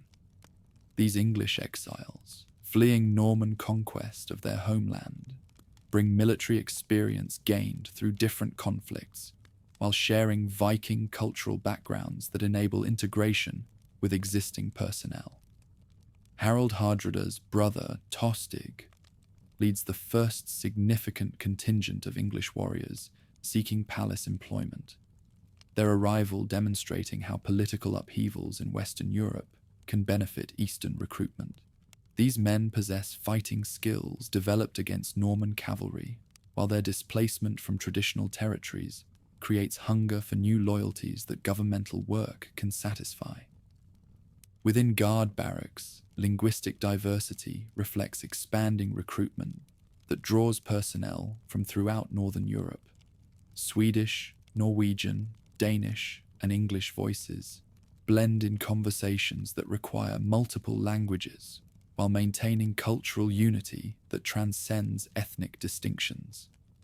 This polyglot military community demonstrates how shared duty can create bonds stronger than tribal identity. To accommodate varied fighting traditions while preserving the cohesion that unified command demands, military instruction adapts over time. Anglo-Saxon shield wall discipline merges with Scandinavian axeplay, while seafaring knowledge enhances English cavalry tactics, producing a force whose versatility no single tradition could achieve. To manage relationships between soldiers and local women, legal structures are crafted that balance the growth of families with the preservation of martial effectiveness. Out of these sanctioned unions come bilingual and bicultural children, whose identities span communities once linked only by military service, providing the demographic stability necessary for institutional survival. Ties between wealth and service ensure that warriors become stakeholders in the palace's fortunes, their loyalty strengthened by both profession and investment. Military wages transform into property acquisitions and land holdings, while families enter trade networks reaching local and foreign markets. The result is a constituency whose prosperity depends on state stability, binding allegiance to institutional success. With foreign customs filtering into the palace and Eastern sophistication reshaping the guard, traditions evolve through steady interaction. Shared instruments, borrowed artistic methods, and adopted literary patterns foster common ground. Yet each community preserves its defining qualities, even as new hybrid forms arise. By 1025, the institution that began as desperate expedient has evolved into integral element of palace governance, whose influence extends far beyond military functions. Guard duty provides model for loyalty that domestic institutions struggle to match, while foreign recruitment demonstrates advantages that traditional approaches cannot achieve through conventional methods. Far more than expedient allegiance, the devotion these men cultivate testifies to an inward transformation. Orthodoxy grants them the categories through which service acquires sacred dimension, reshaping their loyalty into something greater than kinship or coin. The emperor's death creates succession crisis that tests institutional loyalties developed through decades of shared commitment and mutual dependence. Guard response to political uncertainty will determine whether foreign loyalty can transcend personal bonds to defend court continuity, regardless of individual rulers who occupy the throne. These axe-bearing protectors have found their destiny in defending empire and faith with steel, consecrated through duty, that transforms foreign weapons into instruments of divine protection. Their journey from Swedish rivers through Russian rapids to Byzantine thrones reaches culmination in palace chambers, where Scandinavian loyalty guards orthodox sovereignty with devotion that outlasts emperors themselves. Gold flows like water through foreign hands, while Byzantine citizens count copper coins and whisper curses against barbarians who earn triple wages for swinging axes. In the taverns of the Queen of Cities, Varangian fury erupts nightly as overseas warriors discover that wine burns differently than ale, that Greek pride stings more than Pecheneg arrows, and that defending an emperor's life pays better than any honest work their grandfathers ever imagined. These axe-bearing giants have transformed the greatest city in Christendom into their personal playground, where Scandinavian steel commands respect and palace gold, purchases luxuries that would make Swedish jarls weep with envy. Morning breaks over the Blackeney district as Captain Thorkel Ironarm stumbles from his barracks, head pounding from wine that tasted sweeter than victory and burns worse than defeat. Around him, 200 fellow guardsmen begin another day in paradise, their quarters nestled so close to the sovereign walls that court chickens wander into foreign courtyards, while eunuchs complain about barbaric singing that disturbs their morning prayers. Across the courtyard, Eric Bloodaxe sharpens his blade while cursing in 3 languages about the quality of Byzantine whetstones, their softness forcing him to work twice as hard to achieve the edge that Danish steel demands.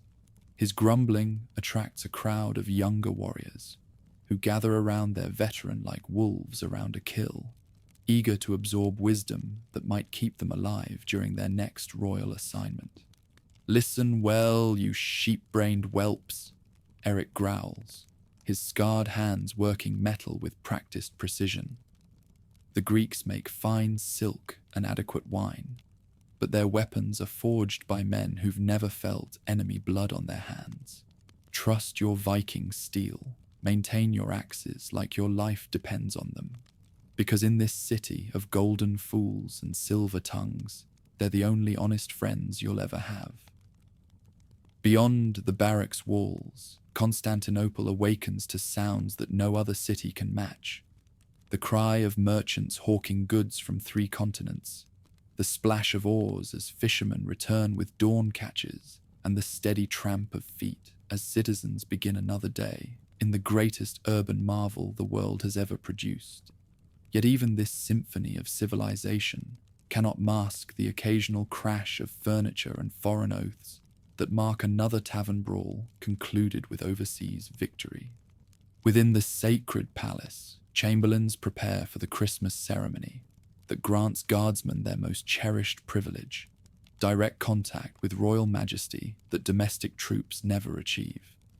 The ritual transforms foreign warriors into temporary equals, as each man approaches the throne to touch sovereign robes with hands that have held Danish steel against enemies whose names court chroniclers cannot spell. Emperor Constantine VIII observes these preparations with the weary tolerance of a ruler who inherited more than he earned, his authority dependent upon Scandinavian loyalty that costs more than previous dynasties ever paid for domestic allegiance.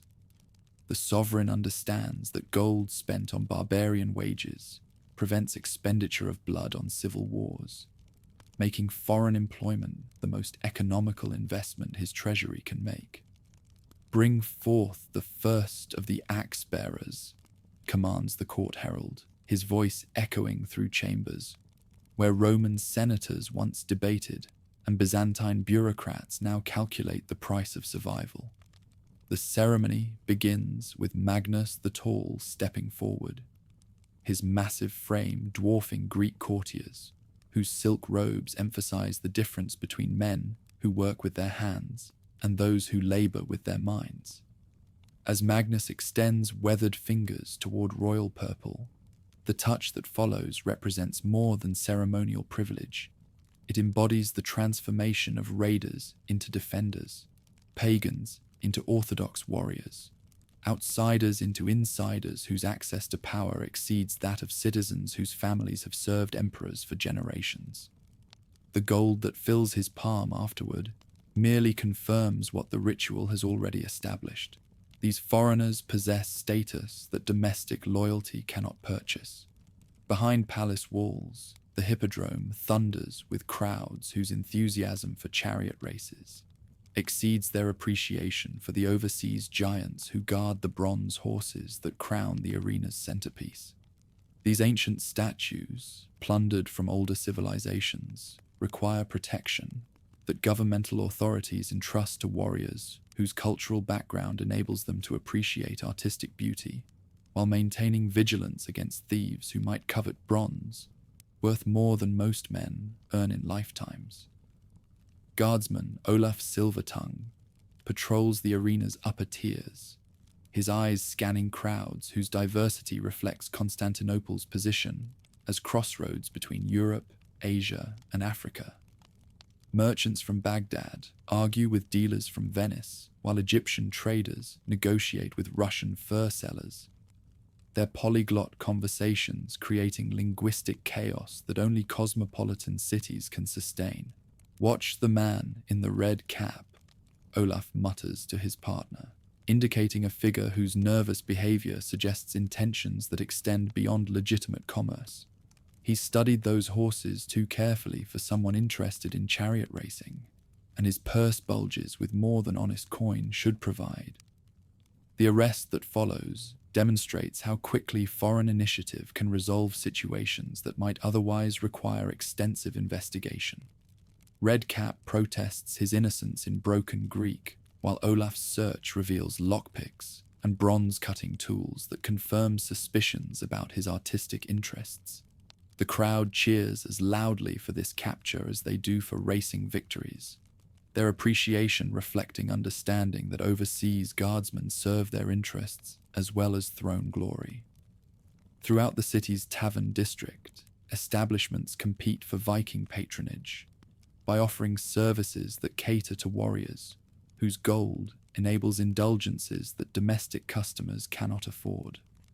The Golden Lion specializes in imported ale that approximates Scandinavian brewing techniques, while the Silver Anchor provides entertainment that combines Greek sophistication with barbarian enthusiasm for female companionship that transcends cultural boundaries. At the Crimson Cup, Hakon's Snake Eye demonstrates why establishment owners both welcome and fear Varangian patronage. The giant Norseman consumes wine with enthusiasm that would kill smaller men, while regaling increasingly skeptical Greek listeners with tales of battles fought in territories whose existence they question, but whose descriptions they cannot refute, given his obvious survival of experiences that would destroy ordinary mortals. So there I was, surrounded by 50 Pecheneg horsemen, whose arrows buzzed past my ears like angry bees. Hakon boasts, his massive hands gesturing wildly while wine sloshes across wooden tables. My axe sang its death song, while their leader charged with spear aimed at my heart. But Viking steel taught him that foreign reach exceeds domestic courage. The fight that erupts when a Greek shipwright questions this narrative's credibility provides evening entertainment that spectators will remember longer than most theatrical performances. Tables overturn as Hakon demonstrates combat techniques that his stories had merely described, while other guardsmen join the melee with enthusiasm that transforms dispute into educational demonstration of why triple wages represent sound economic policy. Property damage that follows requires compensation that royal authorities deduct from guard wages, creating economic lessons that prove more effective than disciplinary lectures in moderating future enthusiasm. The mathematical relationship between destruction and deduction gradually teaches even the most violent warriors that civilized restraint serves their financial interests while providing tavern owners with insurance against foreign exuberance.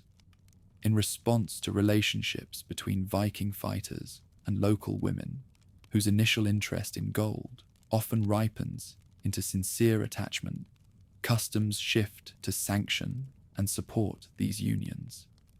Families born of such marriages unite once separate groups, and their bilingual, bicultural children grow into crucial figures who bridge soldiers and civilians alike. Anna Komnenos marries Sigurd the Red in a ceremony that combines Orthodox liturgy with Scandinavian traditions. Their wedding feast, featuring both Byzantine delicacies and Norse specialties that reflect cultural synthesis occurring throughout the guard community. The bride brings domestic skills and local connections, while her husband provides economic security and social status that few Greek men can match through legitimate employment.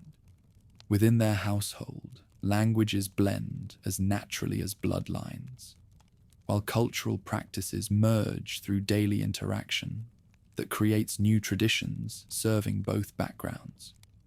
Children learn Greek and Norse with equal facility while absorbing Christian teachings alongside Viking folklore that survives religious conversion to enrich rather than challenge adopted faith. The Church of St. Olaf rises in the Blackernay district as testament to community needs that existing religious institutions cannot address adequately. Overseas warriors require spiritual guidance delivered in languages they understand completely, while their families need religious instruction that acknowledges cultural backgrounds without compromising theological orthodoxy that Byzantine Christianity demands.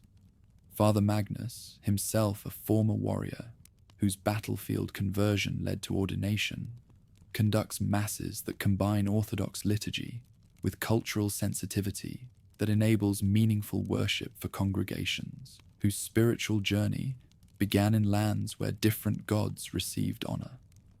His sermons explained Christian concepts through metaphors that Scandinavian minds can grasp, while maintaining doctrinal accuracy that ecclesiastical authorities require.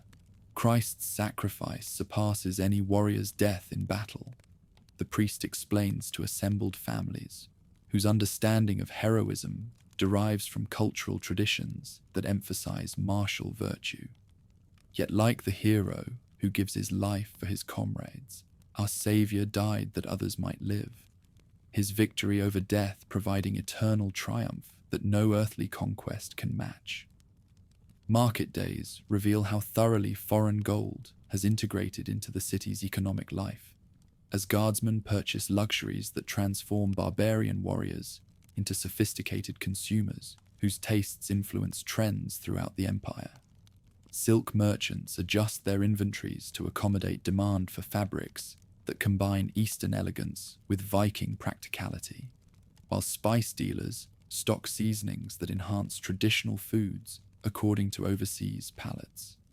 At the copper market, Thorsten Goldarm negotiates for Byzantine steel that exceeds anything his homeland's forges produce, his expert evaluation of metallurgy impressing Greek smiths who initially dismissed barbarian understanding of their craft. The weapons he commissions combine Scandinavian design with Eastern materials, creating hybrid tools that serve both practical and cultural requirements. Your bronze work excels, master craftsman, Thorsten acknowledges, while examining a blade whose quality surpasses his expectations. But the handle needs reshaping to accommodate foreign grip techniques, and the balance point must shift forward to serve axe-fighting methods that your traditional weapons cannot support. These technical discussions demonstrate how military requirements drive technological exchange that benefits both communities, while creating relationships that transcend cultural prejudices. Greek metalworkers gain knowledge of overseas fighting techniques, while Viking customers acquire access to superior materials that enhance their professional effectiveness. When economic disparities sharpen, they must be managed with care, lest frustrations spill into open conflict and destabilize authority. Artisans paid in copper watch foreign fighters receive gold, and their protests, framed as objections to privileging muscle over craft, speak to deeper unease about transformations in social order. To diffuse resentment, officials turn to propaganda that stresses the perils of guard service while celebrating the domestic prosperity made possible by foreign soldiers. Scandinavian axes, they argue, preserve the peace in which Greek merchants thrive, just as imperial expansion opens markets that reward all subjects, whatever their origin or profession. The voices of urban dwellers, captured in their petitions, make clear how diversity creates both vitality and tension. Requests for intervention complain of incessant feasting by northern guardsmen, damage from fights spilling into streets, and soaring costs traced to the heavy purses of foreign spenders. Response to these grievances demonstrates governmental sophistication in managing plural societies whose diversity creates both opportunities and challenges that monoethnic administrations never face. Compensation systems address legitimate damages, while legal frameworks establish procedures for resolving disputes that arise from cultural misunderstandings rather than malicious intent. When festival calendars overlap, they provide space for integration, showing how imported customs can complement Byzantine order. Viking commemorations of nature's turning points join with Christian holy days to form shared occasions that affirm unity without erasing diversity. During Yule's celebrations that coincide with Christmas observances, guardsmen demonstrate traditional dances, while their wives prepare foods that introduce Greek neighbors to Scandinavian cuisine, whose hearty qualities complement rather than compete with Mediterranean sophistication. These exchanges create social bonds that transcend ethnic boundaries, while maintaining cultural distinctiveness that enriches rather than threatens Byzantine unity. By mid-11th century, The institution that began as military expedient has evolved into integral element of the capital's social fabric, whose influence extends far beyond palace security to include economic, cultural, and demographic contributions that reshape urban life throughout the Queen of Cities. Foreign warriors have found their home while maintaining identities that serve both personal fulfillment and governmental interests. The axes that defend royal thrones also protect the communities that these men have created within the greatest city in Christendom.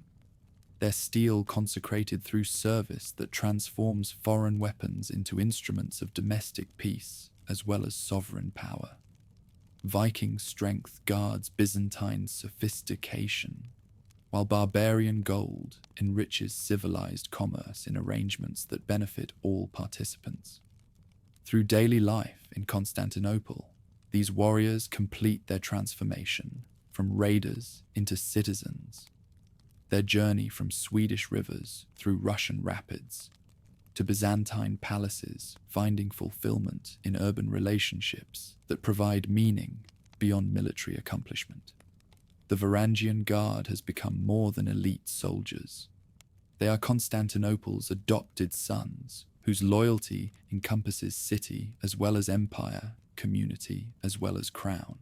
Steel meets stone beneath the walls of Troina, as Danish axes bite through Arab shields, while Sicilian sun turns Byzantine mail into ovens that cook men alive inside their own armor.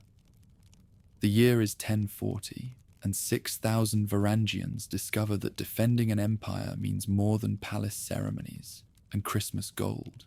It means bleeding on foreign soil for emperors whose strategic vision demands conquest of territories that most guardsmen cannot locate on any map they have ever seen. Across the burning wheat fields of western Sicily, General George Maniakes surveys a campaign that has devoured 2 years and 30,000 lives, while achieving objectives that exist more in Constantinople's imagination than Mediterranean reality. The veteran commander, whose tactical brilliance earned him command of the most ambitious military operation since Basil II's Bulgarian Wars, watches his northern allies prepare weapons that will determine whether Byzantine dreams of southern expansion die in Sicilian dust or triumph through foreign blood spilled for domestic glory.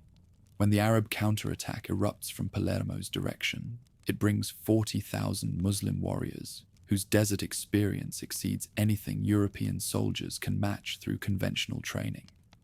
These fighters move with coordination that reflects generations of warfare against Fatimid Egyptians and Abbasid rivals, their tactical sophistication challenging every assumption that Christian strategists hold about infidel military capabilities.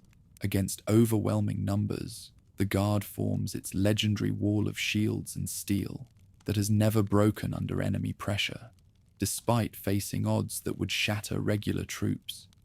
Each axe-bearer locks his shield with his neighbours, while Danish steel extends over their barrier like iron thorns that promise death to anyone bold enough to test Scandinavian resolve with direct assault. Through gaps between shields, crossbow bolts seek Arab hearts with mechanical precision that turns individual marksmanship into collective slaughter. The tactical innovation that Maniakes has developed combines traditional phalanx discipline with individual combat skills, creating capabilities that exceed anything either tradition could achieve independently, while maintaining flexibility that rigid formations cannot provide. What follows demonstrates why emperors pay triple wages for foreign loyalty that domestic troops cannot equal through enthusiasm alone. The shield wall advances with methodical precision that grinds Arab resistance into powder, while crossbow volleys eliminate enemy officers, whose death creates command confusion that disciplined assault can exploit. Each step forward costs blood, but each yard gained brings victory closer to realization.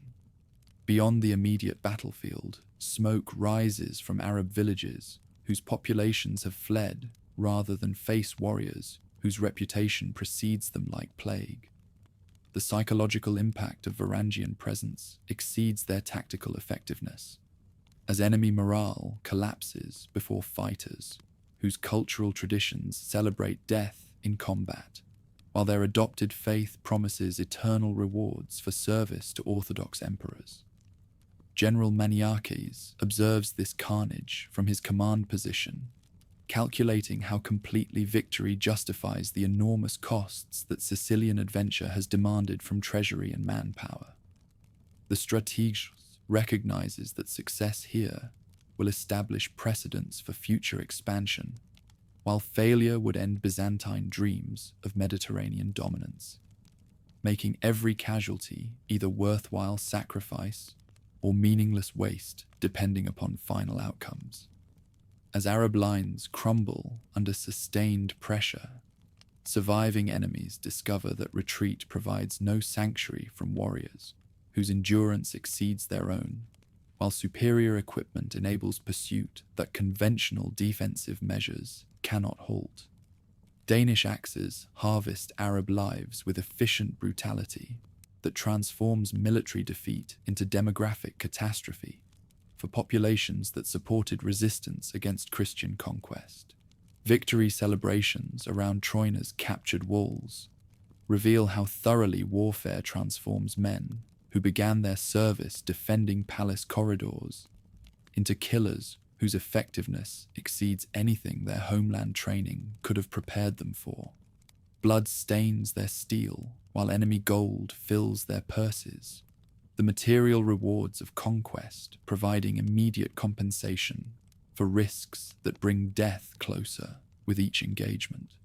Within the guards' camp, veterans demonstrate weapon maintenance techniques that keep Danish steel sharp enough to cleave through mail and bone, despite constant use against enemies whose numbers seem unlimited. Young warriors learn from survivors, whose scars tell stories of battles fought in territories, whose names they struggle to pronounce, but whose lessons they must master to survive their next assignment. Clean your blade until you can see your ugly face in its surface, instructs Thorkel Ironarm, his hands working metal with practiced precision that reflects decades of experience. Arab steel is adequate, but their smiths know nothing about folding techniques that give northern weapons their cutting power. Trust your axe, maintain its edge, and it will serve you faithfully when Greek courage fails and retreat becomes impossible. From Syracuse come examples of versatility, as guardsmen apply inherited skills to challenges their Baltic forebears never encountered. Stationed as marines on Byzantine dromons, they master the art of combat on decks that lurch beneath them, even as heavy armor threatens to pull them under should enemy fire breach their hulls. Between Sicily's burning shores and Constantinople's golden harbors, the Guard discovers that naval warfare demands different tactics than land campaigns, while requiring courage that exceeds anything their previous experience demanded. Enemy galleys approach with ramming speed, while Greek fire projectors spray liquid flames that turn sea battles into floating hells, where survival depends upon discipline that prevents panic from destroying formations. At the Battle of the Straits, Varangian marines proved their worth against Arab naval forces, whose experience spans decades of Mediterranean warfare. The engagement begins at dawn, as enemy fleets attempt to break the blockade that prevents reinforcements from reaching besieged Sicilian strongholds, their success potentially reversing all Byzantine gains achieved through months of expensive campaigning. From their positions on droman decks, guardsmen watch enemy vessels approach with professional interest that masks the terror that naval combat inspires in men whose cultural traditions emphasize land-based warfare. The psychological challenge of fighting, while surrounded by water that offers no retreat, requires mental adjustment that some warriors never achieve, their effectiveness compromised by fears that landlocked battles never generate. Combat erupts as bronze rams crash through wooden hulls, while marines leap between vessels with weapons that must kill quickly, before structural damage sends both attackers and defenders to ocean graves. The melee that follows demonstrates how individual skill can determine collective fate, when platforms sink beneath warriors whose survival depends upon eliminating enemies, before their own footing disappears completely. Scandinavian axes prove as effective against Arab naval infantry as they have against land-based opponents, their reach and cutting power enabling individual fighters to clear deck space that conventional weapons could not secure through direct assault. The psychological impact equals their tactical value, as enemy crews discover that northern reputation for ferocity extends to maritime environments where reputation had seemed irrelevant. Victory in the Straits enables continued operations against Sicilian strongholds that Arab reinforcement might have transformed into permanent obstacles to Byzantine expansion. The success validates strategic decisions that committed northern warriors to roles their original recruitment had never anticipated, while demonstrating adaptability that makes foreign troops more valuable than domestic forces whose traditional training limits their tactical flexibility. Bulgarian revolts during the 1040 test guard loyalty against enemies whose Slavic backgrounds create cultural connections that might compromise military effectiveness if ethnic solidarity proves stronger than religious allegiance. These campaigns force northern warriors to kill peoples whose languages they partially understand, while suppressing rebellions that challenge imperial authority through appeals to Orthodox Christianity that both sides claim to represent. At Ostrovo in 1041, Varangian discipline faces its severest trial, as Bulgarian rebels demonstrate tactical sophistication that reflects military experience gained through previous conflicts against imperial forces. These enemies understand Byzantine weaknesses, while possessing local knowledge that enables guerrilla tactics designed to negate advantages that conventional formations provide in open battle. Through mountain forests, where ambush opportunities multiply with each ridge and valley, the guard advances with vigilance that prevents surprise, while maintaining formation integrity that enables coordinated response to attacks that might materialize from any direction. The psychological strain exceeds anything palace duty creates, as warriors face enemies who speak Christian prayers before attempting to kill Christian soldiers. What emerges from these campaigns demonstrates how completely military necessity can override cultural sympathy when imperial orders demand suppression of rebellion, regardless of religious or ethnic considerations. Northern axes harvest Bulgarian lives with efficiency that proves loyalty transcends background when survival depends upon eliminating threats to imperial authority that employs them. Plunder distribution follows established patterns that reward effectiveness while maintaining discipline essential for continued operations. Each warrior receives shares calculated according to rank and performance, while collective bonuses acknowledge unit achievements that exceed individual contributions. The system creates incentives that encourage excellence while preventing competition from undermining cooperation that tactical success requires.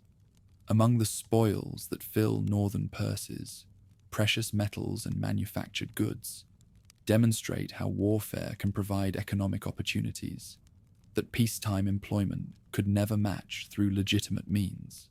Veterans invest their shares in properties and businesses that create permanent stakes in imperial prosperity, while providing foundations for families whose security depends upon continued military success.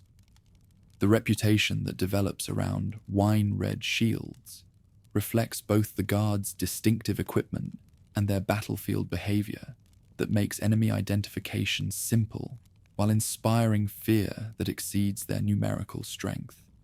These northern warriors have learned to coordinate individual prowess with formation discipline, creating tactical capabilities that exceed anything domestic forces can achieve through conventional training methods.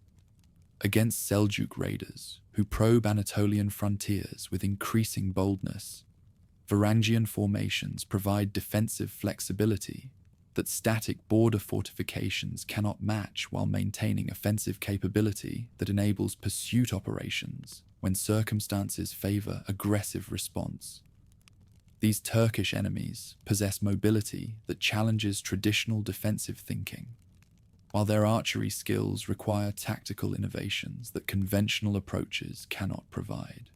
During frontier patrols that extend for weeks through territories where villages exist in states of constant siege, guardsmen develop skills that combine wilderness survival with combat readiness.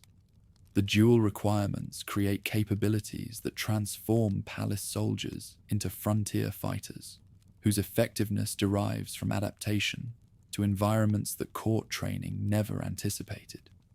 The transformation that warfare creates goes beyond tactical evolution to include psychological changes that distance veterans from civilian populations, whose experiences cannot encompass realities that military life demands.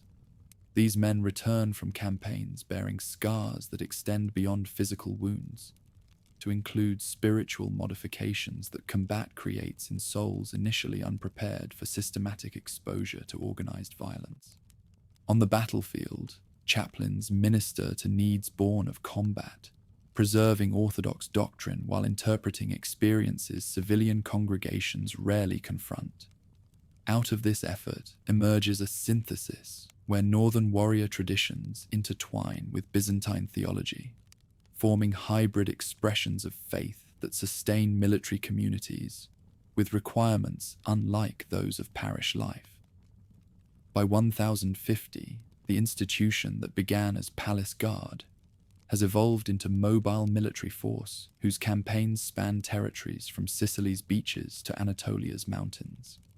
These warriors have proven their worth on battlefields that test every aspect of their training, while creating reputations that influence imperial strategy throughout the Mediterranean world. Once confined to palace halls, northern blades now carve paths through mountain passes and smash against fortress walls. Their wielders, discovering that empire building exacts costs far greater than courtly display. Through fire and steel, through blood and spoils, they complete the passage from ceremonial guardians to hardened veterans whose loyalty embraces emperor and empire alike, faith and fortune together. From Sicilian citrus groves to Bulgarian mountain forests, from naval battles in azure straits to cavalry skirmishes on Anatolian plains, the Varangian Guard has written its name in enemy blood, while demonstrating that foreign loyalty can serve imperial expansion more effectively than domestic forces, whose reliability diminishes with distance from home territories. These men have found glory in service that transcends their origins, while creating legends that will inspire recruits for generations. The path from Swedish rivers through Russian rapids to Byzantine battlefields reaches its climax in campaigns that prove northern steel can conquer southern lands when wielded by warriors whose devotion to adopted emperors exceeds anything biological loyalty could provide. 15 winters have barely touched Harald Sigurdsson's chin when he flees across frozen fields, where his brother Olaf's blood steams in the snow at Stiklestad, the young prince's world collapsing around him as Danish axes claim another throne through the simple mathematics of superior numbers. The boy who escapes that slaughter in 1030 will return 15 years later as the richest man in Scandinavia, his coffers filled with Byzantine gold that purchases kingdoms, and his reputation forged in Mediterranean heat, where he learned that emperor's treasure buys more than northern courage ever could. Blood freezes on the battlefield as the prince crawls between corpses whose faces he recognizes, jarls who taught him swordplay, skalds who sang his genealogy, houseguards who swore to die for royal blood that now waters native soil. The 15-year-old exile understands with crystalline clarity that remaining in his homeland means joining these frozen dead, while fleeing eastward offers possibilities that defeat has not yet eliminated. Through forests where wolves track the scent of royal desperation, the young fugitive makes his way toward Gardariki, the kingdom of cities that Swedish enterprise has carved from Slavic territories. Behind him, Magnus the Good consolidates power with Danish support, while ahead lies uncertainty that seems preferable to the certain death that awaits failed princes whose claims threaten established authority. At Kiev's timber walls, Prince Yaroslav receives the exile with calculations that balance Christian charity against political advantage. The Rus ruler recognizes opportunity in hosting a legitimate claimant whose restoration could benefit Kievan interests, while providing military talent that campaigns against Pecheneg raiders desperately need. These arrangements transform royal flight into military apprenticeship that will shape a future king. Within the year, Harald leads cavalry charges against nomadic enemies, whose arrows teach him lessons about warfare that homeland shield walls never provided. The psychological adjustment from infantry combat to mounted warfare challenges everything he understood about battlefield tactics while revealing capabilities that pedestrian fighting could never develop. These skills will prove invaluable when Mediterranean duty demands adaptability that rigid traditions cannot provide. What the chronicles describe as the prince's growing years in Kievan employment reflect intensive military education that transforms royal pretender into professional soldier. The young warrior learns languages, tactics, and diplomatic skills that his upbringing never emphasized, while developing networks of loyalty that transcend ethnic boundaries through shared combat experience and mutual dependence.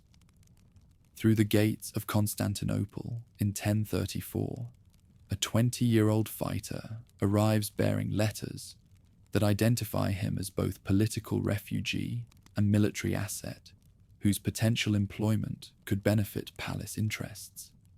The captain who interviews this applicant recognizes qualities that transcend his foreign origins: intelligence, ambition, and ruthless pragmatism that court politics reward more than birthright privilege. Within 3 years, Harald's combination of tactical brilliance and political acumen elevates him to captain's rank, his advancement demonstrating how quickly merit can overcome background when institutional needs align with individual capabilities. The exile's success reflects both personal excellence and systemic opportunities that enable talented foreigners to achieve positions that domestic prejudices might otherwise reserve for native-born candidates. Against the walls of Sicilian cities, Captain Sigurdsson demonstrates innovations that combine northern tactical traditions with Mediterranean strategic requirements. His reputation for cunning grows when he captures a heavily fortified town through deception that chronicles will debate for centuries, feigning death to enable his forces to enter the settlement as a funeral procession, before revealing their true nature with devastating effectiveness.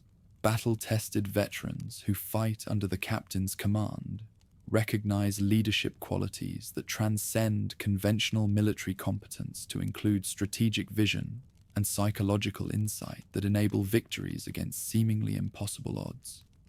These men form personal bonds with their commander that survive political upheavals while creating loyalty networks that function independently of official hierarchies. What transforms the adventurer from successful officer into controversial figure involves accusations that he systematically diverts palace wealth into private accounts, his methods ranging from creative accounting to outright theft that enriches him while technically fulfilling his military obligations. The charges reflect both actual misconduct and political tensions, created by foreign success that challenges domestic assumptions about merit and reward. Empress Zoe's fascination with the young warrior creates court scandals that provide enemies with weapons against both the foreign officer and the sovereign woman, whose romantic interests become political vulnerabilities. Whether their relationship involves genuine affection or calculated manipulation remains debatable, but its consequences include imprisonment and the necessity for escape that tests every skill his adventurous career has developed. From palace drains that connect royal chambers to harbour sewers, the prince organizes the most audacious treasure theft in Byzantine history, his accomplices lowering gold through waste channels to waiting ships, while guards believe their prisoner remains securely confined. The operation requires coordination that demonstrates organizational abilities exceeding anything conventional military duty demands, while revealing criminal versatility that royal upbringing had seemingly suppressed. Constantinople's harbour witnesses unprecedented scenes as supporters load vessels with wealth, whose quantity suggests systematic plundering, spanning months or years of careful accumulation. The treasure that disappears includes not just currency, but precious objects, religious artifacts, and manufactured goods whose total value approaches the annual revenues of smaller kingdoms. Jerusalem's gates receive pilgrims whose devotion appears questionable to contemporary observers who suspect that the journey serves commercial rather than spiritual purposes. The expedition that follows combines legitimate religious observance with business opportunities that generate additional wealth, while establishing networks that future operations might require for success. Whether the Jerusalem venture constitutes pilgrimage or raid depends upon perspective, but its results include further enrichment and expanded reputation that enhances his value as military commander, while creating legends that influence recruitment throughout Northern Europe. The psychological impact exceeds immediate material gains by establishing the adventurer as a figure whose exploits transcend ordinary military employment. When news reaches Harald of Magnus the Good's death in 1047, the exile recognizes opportunity to reclaim birthright through wealth that Byzantine duty has provided. The calculations involved balance immediate palace obligations against long-term dynastic ambitions, while considering whether accumulated resources justify abandoning secure positions for uncertain political ventures.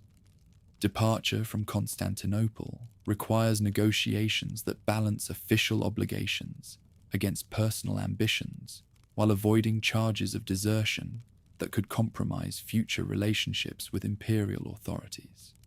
Success in securing legitimate release demonstrates diplomatic skills that complement military abilities, while maintaining bridges that prudent adventurers preserve against uncertain futures. Through Russian rivers that carried him southward toward Byzantine destiny, the northward journey reverses the path that transformed royal exile into wealthy adventurer. The ships that bear him homeward carry more than personal fortune. They transport proof that foreign employment can provide resources exceeding anything domestic politics offers to ambitious princes whose patience enables long-term planning. At Nidaros, the return creates political upheaval that validates every calculation involved in his 15-year investment in exile and adventure. The gold that fills his war chests enables recruitment of forces that challenge Magnus's heir, while demonstrating how Mediterranean wealth can purchase Scandinavian loyalty more effectively than traditional bonds of kinship and honor. Victory in civil conflict that establishes Harald as king represents return on investment that Byzantine employment provided through mechanisms that conventional royal career paths could never match. The transformation from defeated exile to successful monarch demonstrates how individual ambition can exploit institutional opportunities when calculation guides courage and patience enables achievement.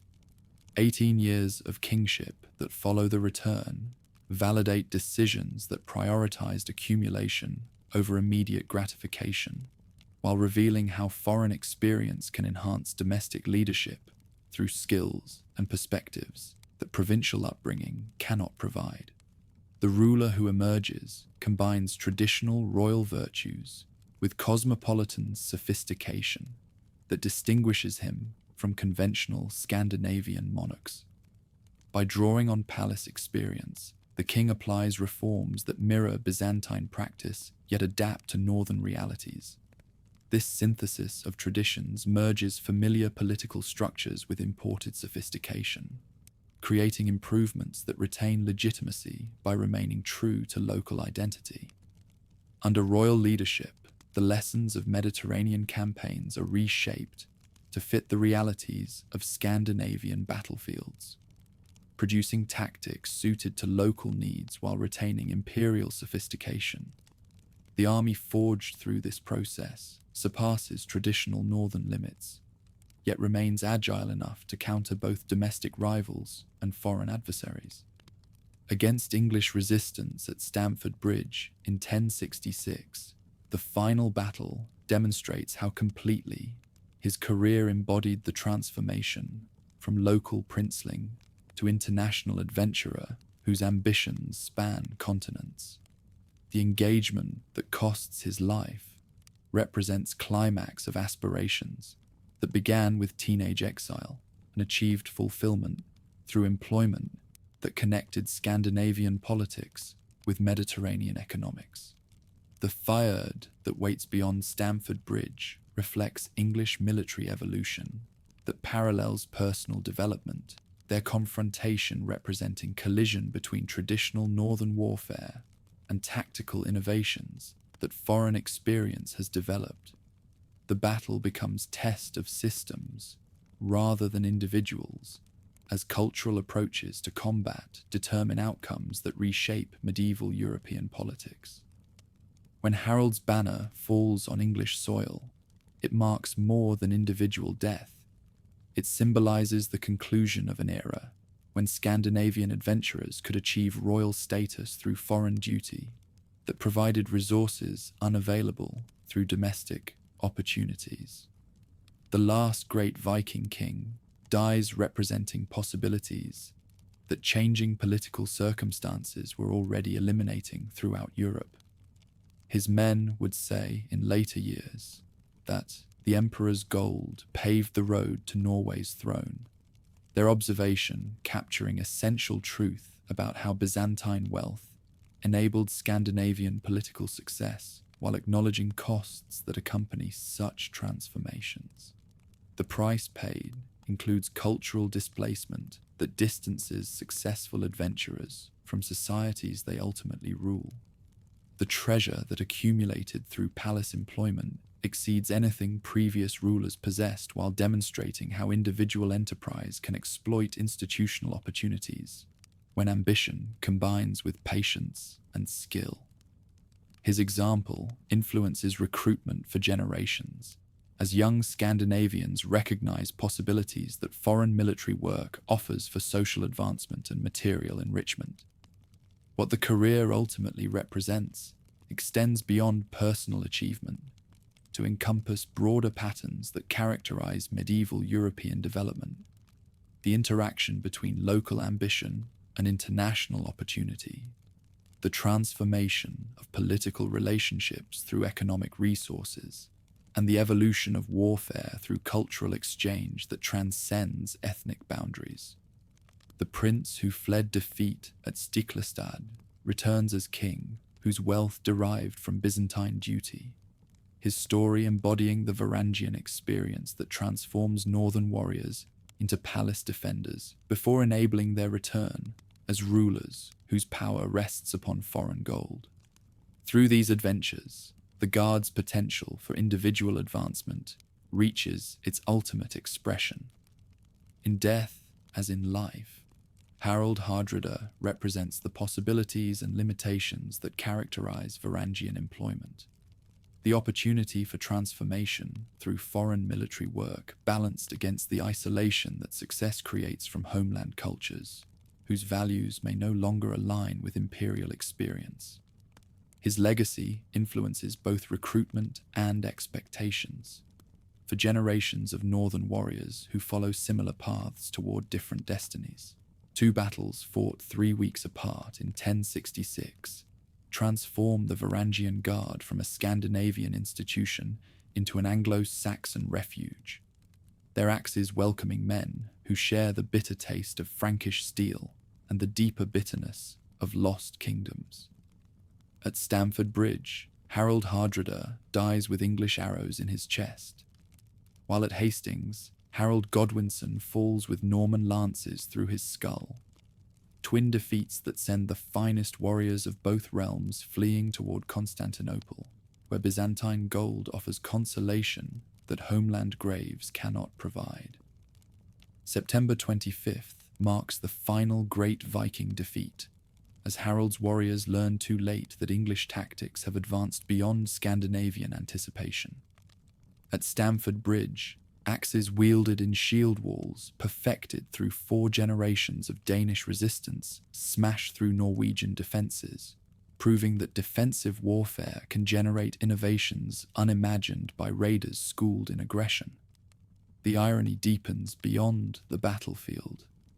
Vikings perish to Saxon weapons, even as both cultures stand on the brink of conquest, by Frankish cavalry destined to make traditional infantry irrelevant.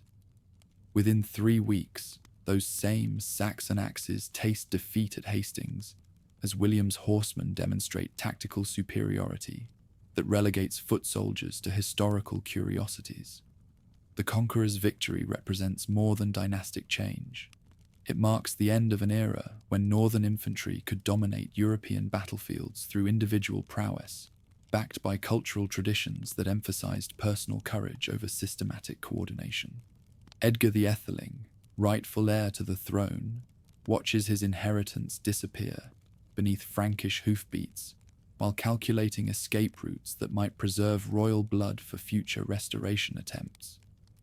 The young prince recognizes that remaining in conquered territory means accepting subjugation or facing elimination, while eastward flight offers possibilities that defeat has not yet destroyed.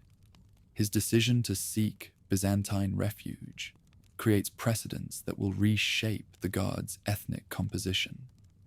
Across the North Sea, English nobles load their remaining treasures aboard ships whose destinations exist more in desperate hope than reliable knowledge.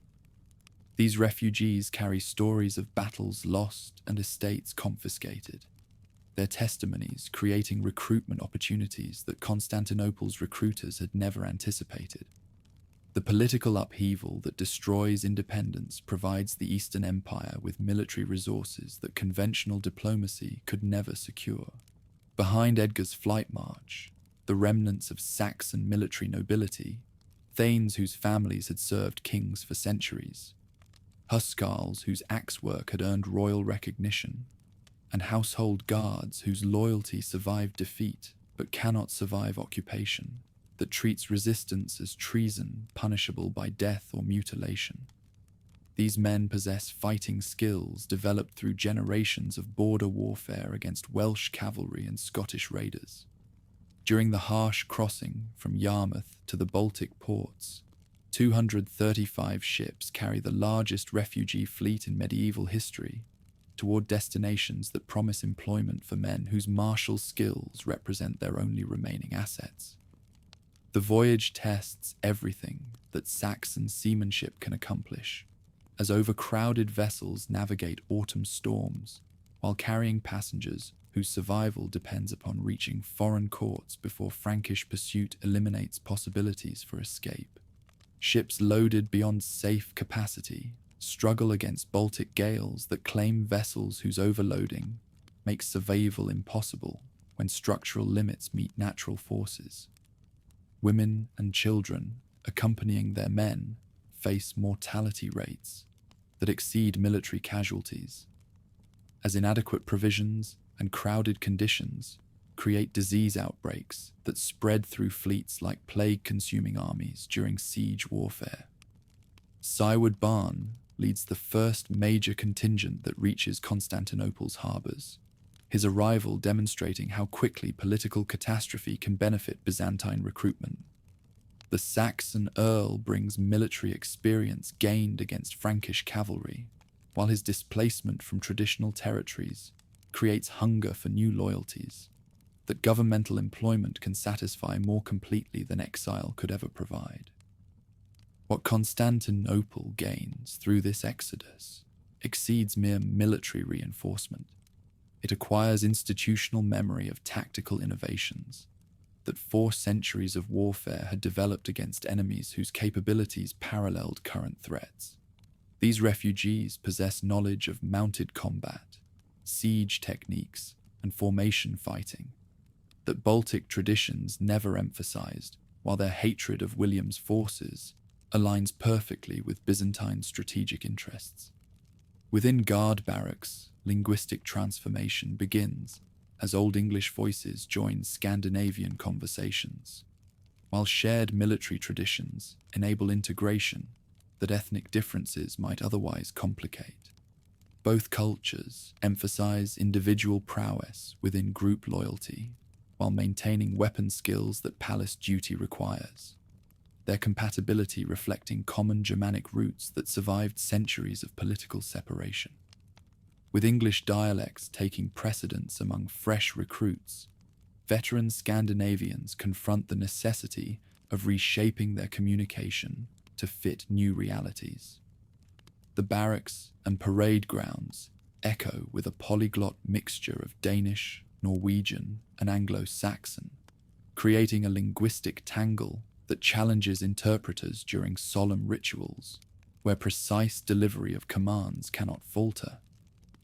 Instruction within the army transforms by weaving English ideas into the fabric of existing Northern styles, preserving identity while extending capability.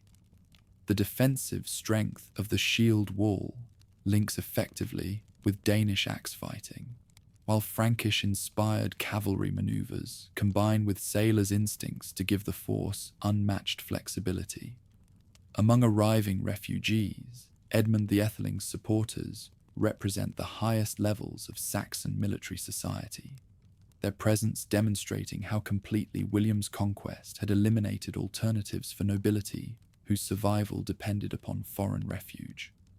These men bring court experience and governmental knowledge that enhance guard capabilities beyond purely military functions. From this integration emerges a synthesis proving that institutional identity can absorb new elements without surrendering its foundation. Recruits of English origin join in rituals like the Oath Ring, while veteran Scandinavians adopt northern battle songs whose melodies communicate shared ideals even where language divides. With military communities drawing recruits from multiple cultures, Father Magnus responds by broadening his ministry to serve believers whose backgrounds differ, yet whose service unites them. The liturgy, spoken in 3 languages, reflects this diversity while still upholding the theological coherence central to Byzantine Christianity. The New Land expedition represents the most ambitious attempt to establish overseas colonies that could provide alternative opportunities for guardsmen whose accumulated wealth exceeds immediate spending possibilities. Plans envision settlements along Black Sea shores, where veterans could establish agricultural communities while maintaining military readiness that enables response to palace summons when circumstances require their duty. The venture founders on the realities of geography and politics as settlers attempt permanence in regions dominated by nomadic systems that render territorial claims meaningless.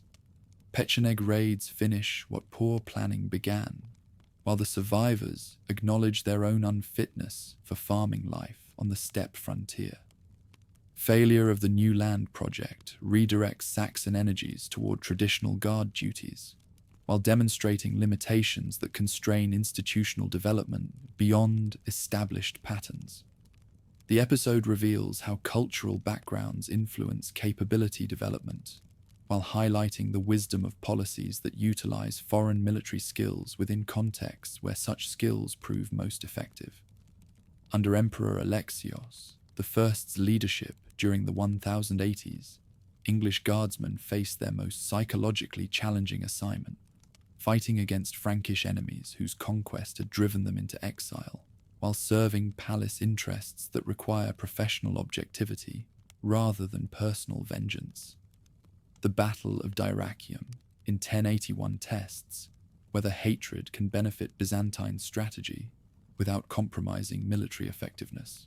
At Dyrrhachium, Robert Guiscard's cavalry demonstrate tactical innovations that had conquered England while threatening to destroy Byzantine authority in the Balkans. The engagement forces Saxon guardsmen to confront enemies whose success had eliminated their political future, while serving emperors whose strategic calculations require subordination of personal feelings to professional obligations. Combat reveals that professionalism can silence ancestral hatred when survival rests on coordination rather than passion. Axes fall with practiced precision, reaping Frankish lives through discipline instead of vengeance. Their force drawn from training that values cohesion above individual fury. Victory at Dyrrhachium secures English credibility in the Byzantine hierarchy, showing how leadership can channel personal grievance into effectiveness without breaking formation. Policies of recruiting refugees prove their wisdom, for men uprooted by loss develop bonds of loyalty deeper than mercenary contracts. Amid demographic change, continuity survives as traditions reshape themselves to new conditions. Weapon-blessing rites endure, blending Germanic heritage with Orthodox liturgy to serve cultural memory and spiritual need alike. Structured maintenance ensures technical knowledge persists, northern steel tempered by Byzantine craft and Danish axes sharpened by Eastern metallurgy. Tools both practical and symbolic. Out of displacement arises new forms of household, where ties to local women intersect with continued allegiance to communal identity. These unions generate families that embody bicultural practice, raising children who inherit both language and custom, and who later stand as intermediaries among the city's many groups. As veterans return with wages saved from service, new business opportunities arise that secure their futures while adding strength to urban prosperity. English craftsmen open workshops catering to local and foreign patrons alike, their military backgrounds equipping them to craft specialized tools beyond the reach of traditional artisans. By 1190, the institution that Scandinavian warriors had created has welcomed refugees whose presence enriches rather than threatens established traditions, while demonstrating adaptability that enables institutional survival despite demographic transformation.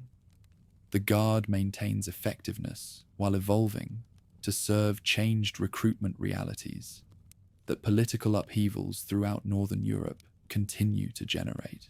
For English warriors, piety proves deeper than expediency, as their enduring enmity with the Franks strengthens rather than weakens allegiance to Byzantium. The Orthodox faith becomes more than ritual. It supplies a framework of purpose beyond employment and forges solidarity across ethnic divisions. Axes still gleam in defense of emperors, their steel unchanged, though the voices that wield them belong to many tongues. A living demonstration that institutions survive upheaval by absorbing change without losing their essential heart. Linguistic transformation and ethnic variety reshape the Guard, yet shared duty and discipline bind men whose loyalty transcends ancestry. From northern adventurers chasing wealth to displaced fighters seeking refuge, from the hunger of raiders for silver to the hardships of exile, the Guard's history reflects the wider European story of shifting alliances, broken frontiers, and traditions of arms that cross ethnic lines. In Constantinople, they discover a homeland of service, where their personal identities coexist with imperial interests in arrangements that reward both crown and warrior. An institution born of Scandinavian valor has grown into a multinational elite, its effectiveness maintained through adaptation to changing demographics. The shift from narrow ethnic origin to a diverse fighting community exemplifies medieval Europe's wider transformations, where boundaries of politics shifted more swiftly than the cultural inheritances of the men who crossed them. Blood pools beneath the palace floors as Varangian axes complete their deadliest assignment, murdering Emperor Nikephoros III to clear the throne for Alexios Komnenos, whose promises of increased wages and expanded privileges transform the guard from royal protectors into kingmakers, whose loyalty determines which aristocrat wears the purple. The year is 1081, and foreign warriors discover that palace service sometimes requires eliminating the very emperors they swore to defend. Their steel deciding dynastic succession through methods that make battlefield warfare seem honorable by comparison. Alexios inherits an empire that exists more on parchment than in reality, his treasury emptied by decades of civil conflicts, while enemies press against every frontier, where Byzantine authority should command respect but inspires only contempt. Norman adventurers carve territories from imperial lands in southern Italy, while Turkish raiders penetrate so deeply into Anatolia that their campfires illuminate the walls of Nicaea, barely 100 miles from Constantinople itself. What the new emperor understands with desperate clarity is that traditional methods cannot address problems whose scope exceeds governmental capacity to solve through conventional means. The military forces that remain loyal number fewer than 15,000 effective troops, while financial resources barely suffice to maintain palace operations, let alone fund campaigns that could restore Byzantine authority over territories that rebellion and invasion have transformed into independent principalities. From his throne room, where bloodstains mark recent violence, Alexios contemplates mathematics that would drive lesser men to despair. Robert Guiscard approaches from the west with Norman cavalry, whose effectiveness has conquered half the Mediterranean, while Seljuk Turks mass in east under Malik Shah, whose ambitions extend to Constantinople's gates. Between these threats stands an empire whose survival depends upon foreign axes, wielded by men whose recent regicide demonstrates loyalty that transcends conventional moral constraints. Through the corridors of power, where whispered conversations determine policy, Anna Komnena observes warriors whose cultural background enables actions that civilized conscience cannot justify but political necessity demands. The emperor's daughter, educated in classical literature and trained in court protocol, struggles to comprehend men whose moral framework permits emperor killing, while maintaining absolute devotion to imperial authority when properly directed. These axe-bearing barbarians serve with loyalty that exceeds nature, she writes in observations that will preserve for history the most detailed contemporary account of guard psychology. Faithful as hunting dogs to masters who feed them, yet deadly as wolves when unleashed against enemies who threaten imperial interests. Their foreign birth frees them from domestic political considerations, while their adopted faith binds them to royal service with spiritual obligations that native-born subjects rarely achieve. Constantinople's citizens whisper prayers of thanksgiving when news arrives of Norman defeat at Dyrrhachium, their relief reflecting understanding that imperial survival depends upon victories that foreign gold enables, but domestic courage cannot guarantee. The battle that preserves Byzantine authority represents collaboration between tactical necessity and cultural antipathy, as English guardsmen faced Norman enemies whose success had eliminated their political future. Against Robert Guiscard's cavalry charges that had shattered English resistance at Hastings, Anglo-Saxon axemen demonstrate how exile can sharpen skills that comfortable victory might have dulled. These warriors fight with desperation that exceeds professional competence, while their tactical innovations reflect hard lessons learned through defeat that victory could never teach as effectively.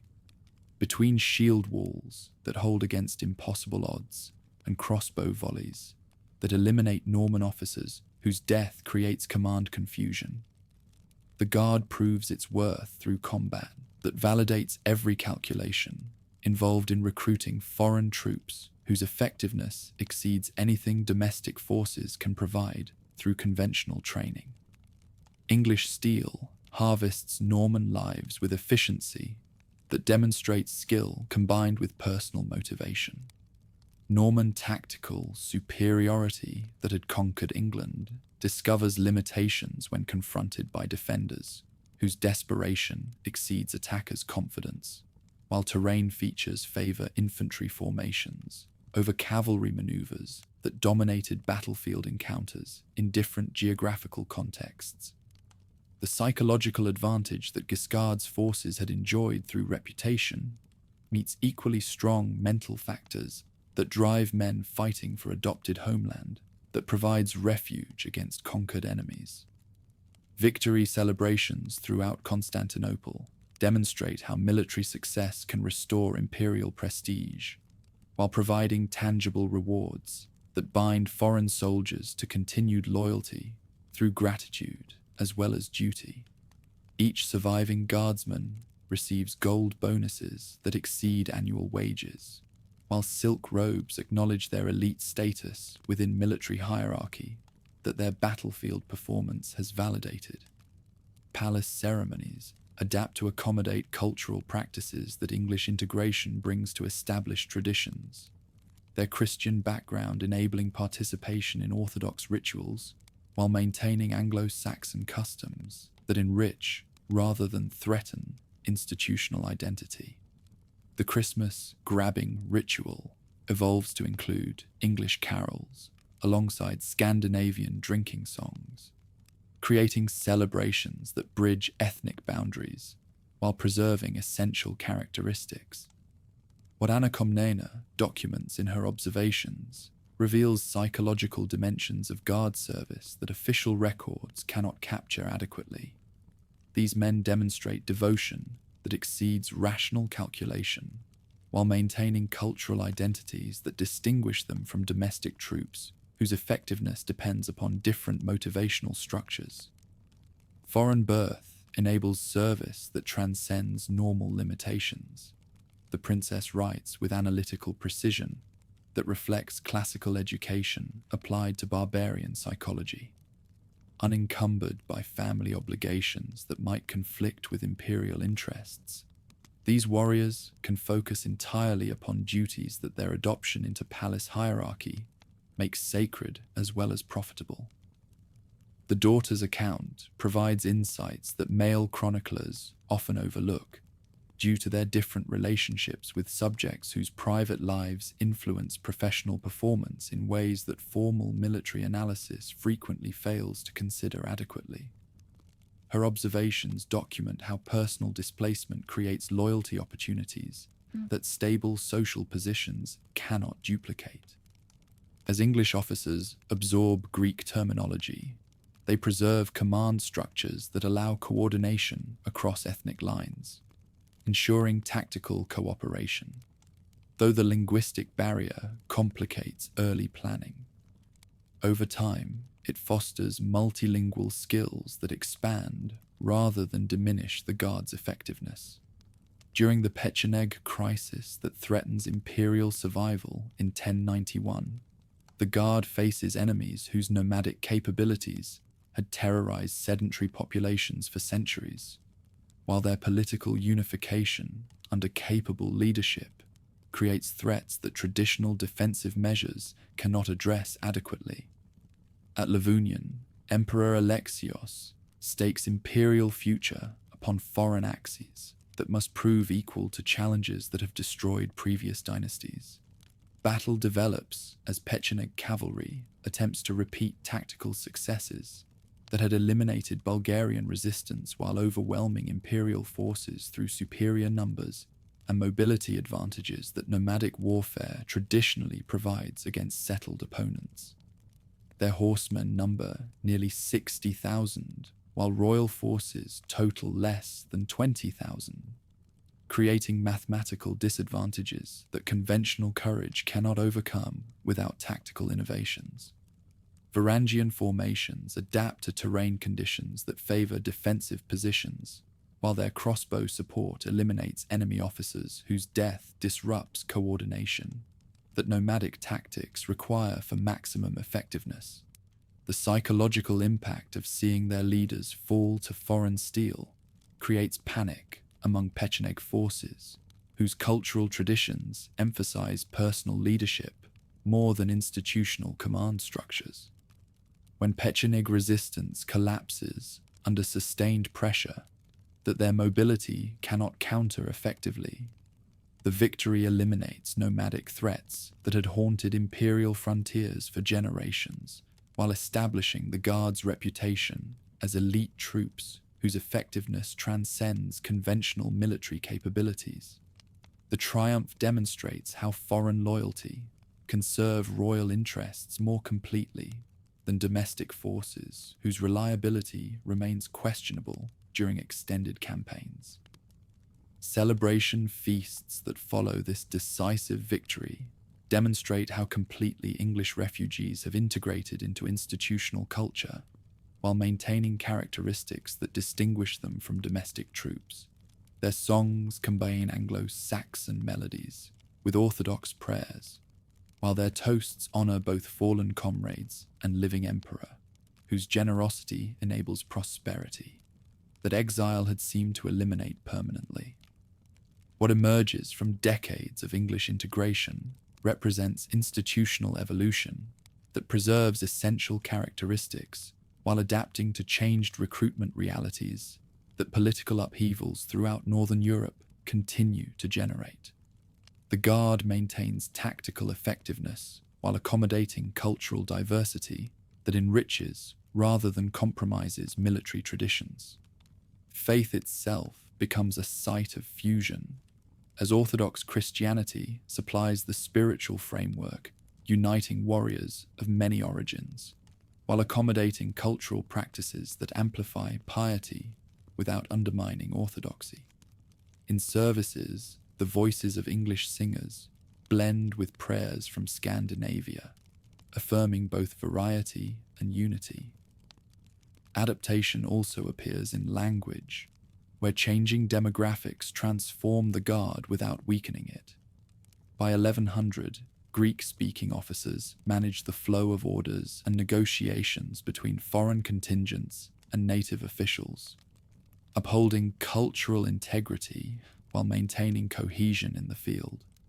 The prosperity that follows integration grants guardsmen the chance to transform their wages into workshops, businesses, and estates, securing both personal futures and the economic stability of their host society. For veterans, such enterprises provide paths beyond the battlefield, their fortunes binding them to Byzantine endurance. Within their quarters, cultural life grows into institutions that preserve identity while meeting daily needs. Schools raise children in several languages, while churches incorporate traditions from different homelands into Orthodox service, creating a religious and communal life both diverse and loyal to the crown. With advances of the integration, marriage patterns adapt, creating households that unite different peoples while preserving the cultural uniqueness that adds depth instead of conflict to the broader community. Offspring from these unions grow into natural mediators, balancing languages and traditions while honoring both sides of their lineage. As veterans channel the profits of war into urban properties and rural estates, they achieve both personal security and social integration, weaving foreign fighters into domestic communities through ties of land and wealth. These acquisitions testify to faith in the endurance of the government, while securing loyalty rooted in shared prosperity. By century's end, the Guard stands as proof that cultural diversity can be managed without loss of efficiency, meeting the needs of the crown with greater steadiness than regional levies, whose reliability falters on distant campaigns. The long journey from northern raiders to cosmopolitan core highlights the capacity of institutions to evolve while keeping their essential foundations intact. Orthodox blessings sanctify the steel that warriors of many cultures wield together, proof that diversity can fortify collective resolve. As foreign blades safeguard Byzantine sovereignty, they also sustain rituals that link present service to historic legacy, ensuring that institutional identity resonates beyond immediate military purpose.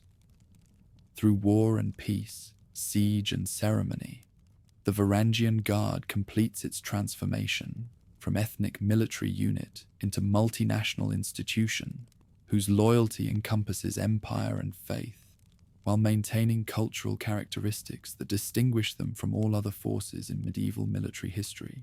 Halfdan carves his name into marble, while 10,000 Frankish pilgrims kneel in prayer below, his runic knife biting stone inside the Hagia Sophia, where emperors have worshipped for 6 centuries. The year is 1103, and this Saxon guardsman performs the most enduring act of vandalism in Christian history. His scratched letters spelling Halfdan carved these runes in a script that will outlast the empire he serves. Around him, Latin voices rise in unfamiliar hymns, while his axe rests against walls that have echoed with Greek liturgy since Constantine's day. From the gallery where he stands guard, the warrior watches Pope Urban's faithful crowd the greatest church in Christendom, their foreign prayers sounding as alien to his ears as pagan chants once did to Christian monks. These pilgrims speak of liberating Jerusalem, while their armed escorts eye Byzantine wealth with the calculating gaze that Halfdan recognizes from his own raiding days in northern seas. The irony tastes bitter as winter ale. He guards Orthodox Christians against Latin Christians, whose holy war threatens the very empire that gives his life meaning. Duke Godfrey of Bouillon approaches Emperor Alexios I through palace corridors, where Varangian steel lines the walls like a forest of death, each guardsman's presence announcing that negotiations will proceed according to Byzantine terms, or not at all. The Frankish nobleman leads 80,000 armed pilgrims, whose holy mission includes liberating Constantinople's treasures, along with Christ's tomb, their piety barely concealing ambitions that court observers recognize with professional alarm. Within the throne room, tension crackles like Greek fire, as Western nobility confronts Eastern authority through interpreters whose translations cannot bridge the gap between Latin assumptions and Greek realities. Godfrey's followers expect submission from effeminate Orientals, while Alexios commands men whose axes have harvested Norman heads and whose loyalty has survived emperors but never wavered in defense of throne and faith. Behind the Duke's silk banners, armed pilgrims calculate distances between themselves and treasure chambers that fund the guards' triple wages, their religious fervor insufficient to mask the territorial hunger that drives Western expansion eastward under sacred pretexts. Count Baldwin whispers estimates of portable wealth, while Bishop Adhemar pretends to study Orthodox icons whose gold and silver fittings could finance entire kingdoms. Captain Eric Bloodtooth positions his guardsmen with tactical precision that reflects decades of experience protecting emperors from enemies who disguise conquest as diplomacy. Each warrior holds his axe with deceptive casualness, while scanning Frankish faces for signs of movement that might herald assault on imperial authority. Their foreign origins enable them to recognize fellow barbarians, regardless of religious pretensions that civilization uses to justify savagery. "Watch the tall one with the scar," Eric murmurs to his second in command, indicating a knight whose hand rests too comfortably on his sword hilt. He studies exits like a man planning theft, and his prayers sound hollow as a cracked bell. These Western wolves come hungry, whatever their priests claim, about pilgrim devotion. The confrontation that erupts when Godfrey demands imperial submission demonstrates why emperors pay northern steel to defend Byzantine dignity. Frankish hands reach for weapons, while Saxon axes rise in response. The throne room transforming into potential battleground where holy war might begin with ecclesiastical bloodshed rather than Saracen conquest. Alexios diffuses the crisis through diplomatic brilliance that acknowledges Western strength while demonstrating Eastern resolve. His words offering cooperation without capitulation, while promising mutual benefit that serves all parties better than mutual destruction. The compromise that emerges enables pilgrims to continue their sacred journey while preserving imperial authority that Varangian presence makes credible. Outside the palace walls, Constantinople's citizens watch 80,000 armed foreigners march past their homes, while Orthodox guardsmen maintain order that prevents holy enthusiasm from degenerating into profitable looting. The contrast strikes observers whose understanding of Christian unity had never encompassed differences that make Latin pilgrims seem more alien than pagan Turks. When the Second Crusade arrives in 1147 under Conrad III's leadership, the Guard faces challenges that exceed anything their predecessors encountered during Godfrey's passage. These German pilgrims bring military discipline that makes them more dangerous than Frankish enthusiasm, while their numbers overwhelm Constantinople's capacity to supply or control populations whose presence threatens urban stability. Against the Mersey, the city's main thoroughfare, Varangian formations control crowds whose religious passion combusts into violence that threatens to destroy the very city they claim to defend. Saxon voices bark orders in accented Greek, while Germanic axes persuade pilgrims that Byzantine hospitality includes expectations of civilized behavior, that violations will meet with sharp correction. Fighting erupts when German knights attempt to requisition supplies that merchants refuse to provide at prices that imperial authority considers fair. The melee that follows demonstrates how quickly religious differences can escalate into ethnic warfare when competing Christian traditions encounter each other through force rather than theological debate. Swords clash against axes as Latin Christianity confronts Orthodox steel in battles that mock every assumption about Christian brotherhood that papal propaganda had promoted throughout Western Europe. Blood flows between cobblestones, while priests from both traditions invoke divine support for causes that seem equally righteous to their respective adherents. Victory belongs to the side that fights on familiar ground with superior coordination, their tactical advantages overwhelming, visiting enthusiasm through professional competence that years of urban warfare have perfected. German pilgrims discover that Byzantine guardsmen possess fighting skills that exceed crusading fervor, while local knowledge provides strategic benefits that foreign piety cannot match. In the aftermath, Conrad's survivors recognize that Eastern Christians pose military threats that exceed anything they anticipated, when papal sermons described effeminate Greeks requiring Western protection. The Germans retreat toward Anatolia with revised opinions about Byzantine military capabilities, while their wounded carry stories that will influence future crusading policies. Throughout these encounters, linguistic confusion compounds religious differences, as Saxon guardsmen speak languages that visiting Franks cannot identify with any known Christian tradition. Western pilgrims arrive expecting to find Greeks, but instead encounter English-speaking soldiers, whose cultural background seems incompatible with Orthodox service. yet whose devotion to Byzantine authority exceeds anything domestic forces demonstrate. Brother Odo of St. Denis attempts to minister to guardsmen whose souls he considers endangered by service to schismatic emperors, his evangelical efforts meeting responses that confuse every assumption about religious loyalty that Latin Christianity maintains.